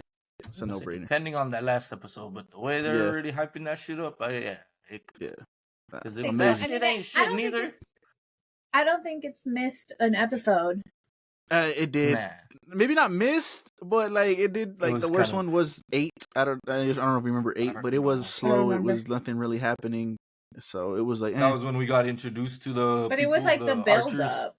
yeah, it was Archers a and build up. leader. Yeah, it was Lucas trying to figure out his role and shit, and you know, getting some information on what's her name, the trader's side. I forget her name, the old lady with her wife, Walker. Walker. Yeah, the episode was all right. You know, it was whatever. But It for the was most a- part, this whole a season, filler, all of but all of yeah, them. Even if you want to throw that one in there, I have no problem giving this a 10 out Yeah. of 10 the way it sits right Yeah. now. It's been If this good, episode 10 turns out to be, it might be an 11 out of 10. So it's going to be crazy. Mhm. So for sure. For sure, yeah. Excited as fuck. That's good You know the television. storytelling is great if John's like. Yeah, John enjoys it. yeah. No, It's yeah. been a little slow. So definitely Yeah, man, expect a review on the season. We'll see if that's going to be up that same Thursday or maybe that Friday. I don't know. We'll iron out the details, and you guys will see it on the channel either on one of those days, Yeah, hopefully. if it So comes out on Thursday, I'm watching it that Thursday. yeah, no, absolutely, I absolutely. fucked up even Yeah. waiting. I saw No, the I text next think morning. they I do said, come "What out the Thursday because fuck?" we watch them on Thursdays, right? No, guess I it was just think just that like one a- dropped I think Thursday. just this one, right? Are you 'Cause sure? Yeah, because I tried to watch last week on Thursday thinking it was Friday. I was like, what the fuck? It's not even We Friday. watched What am the I doing? first episode on Thursday. The first one dropped on a Thursday. And then Yeah, the one yeah. on Thanksgiving also dropped early. It's not all of them for sure. Okay. Yeah. For sure. They know they're the good episodes. we were gonna to watch- release it earlier. I don't know what made me open Apple TV. Yeah. We were gonna watch something, and then I was like, I know that bitch don't say new at the top. Oh, shit. shit. He Fuck texted the whatever group we chat were real quick. watching. Silos out, everybody assemble. I know. I was stunned. I was knocked stunned. out. I was asleep. Oh, If yeah. I would have known, I would have woken up. Yeah. Oh yeah, episode 10 can't come soon enough. So like I said, be on the lookout for that review. I don't know if it'll be in the pod. Probably not because there's gonna be a whole review on the whole season. So we'll see. Yeah. But yeah, They might drop it Thursday because Friday is Severance. Oh, Mm. maybe. Yeah. Is it Unless really? they choose to drop them both at the same time, that would be crazy. That'd That'd be be bad for who's taking the number one business. good spot? for me, but Who's taking the number That's one bad probably spot? for You know how they business. rank prob- up. well, you know what? We'll see. We'll talk about it next week because I love Severance, one of my favorite shows. But No, but It's you the know that season ranking. finale. You know the ranking on Apple where it And tells that you one too? what's number Oh, 1, 2, and 3. yeah. What do you think is Yeah. going to be that number 1 I when think you open Apple? well, see, I don't know. I don't know. Probably Severance, honestly, because it's a season premiere, And they're pushing that shit Mm. heavy. and They they dropped the first 8 minutes to that shit. I think it's like Oh, Ted yeah. Lasso and then Severance that they're known for. Oh, yeah. It's like first Ted Lasso I don't and know, then Ted Lasso was Severance. on. Yeah, I can see that. Yeah, 'Cause Ted Lasso is still. yeah. That Ted shit- Lasso's that's like a good number show. one Yeah. every Still week. I'm in like, there, this shit yeah. is over. Well, Is that a that season, good of a a season show? finale versus a season opener. We'll see which one takes that number 1 spot Yeah. that Friday. We're gonna have to find out, and we'll keep you guys updated on Yeah. that. But yeah, look forward for that review. Saido's been crazy, so yeah, we appreciate you guys watching the What We Watch. Let us know what you guys are or listening to our What We Watch. Leave us your comments on what you guys are watching, listening to, or possibly playing. We appreciate you guys. Make sure you guys drop a like, follow, subscribe, all that good stuff. Keep it locked here to LFG. We'll get you covered on anything and everything of pop culture. Peace.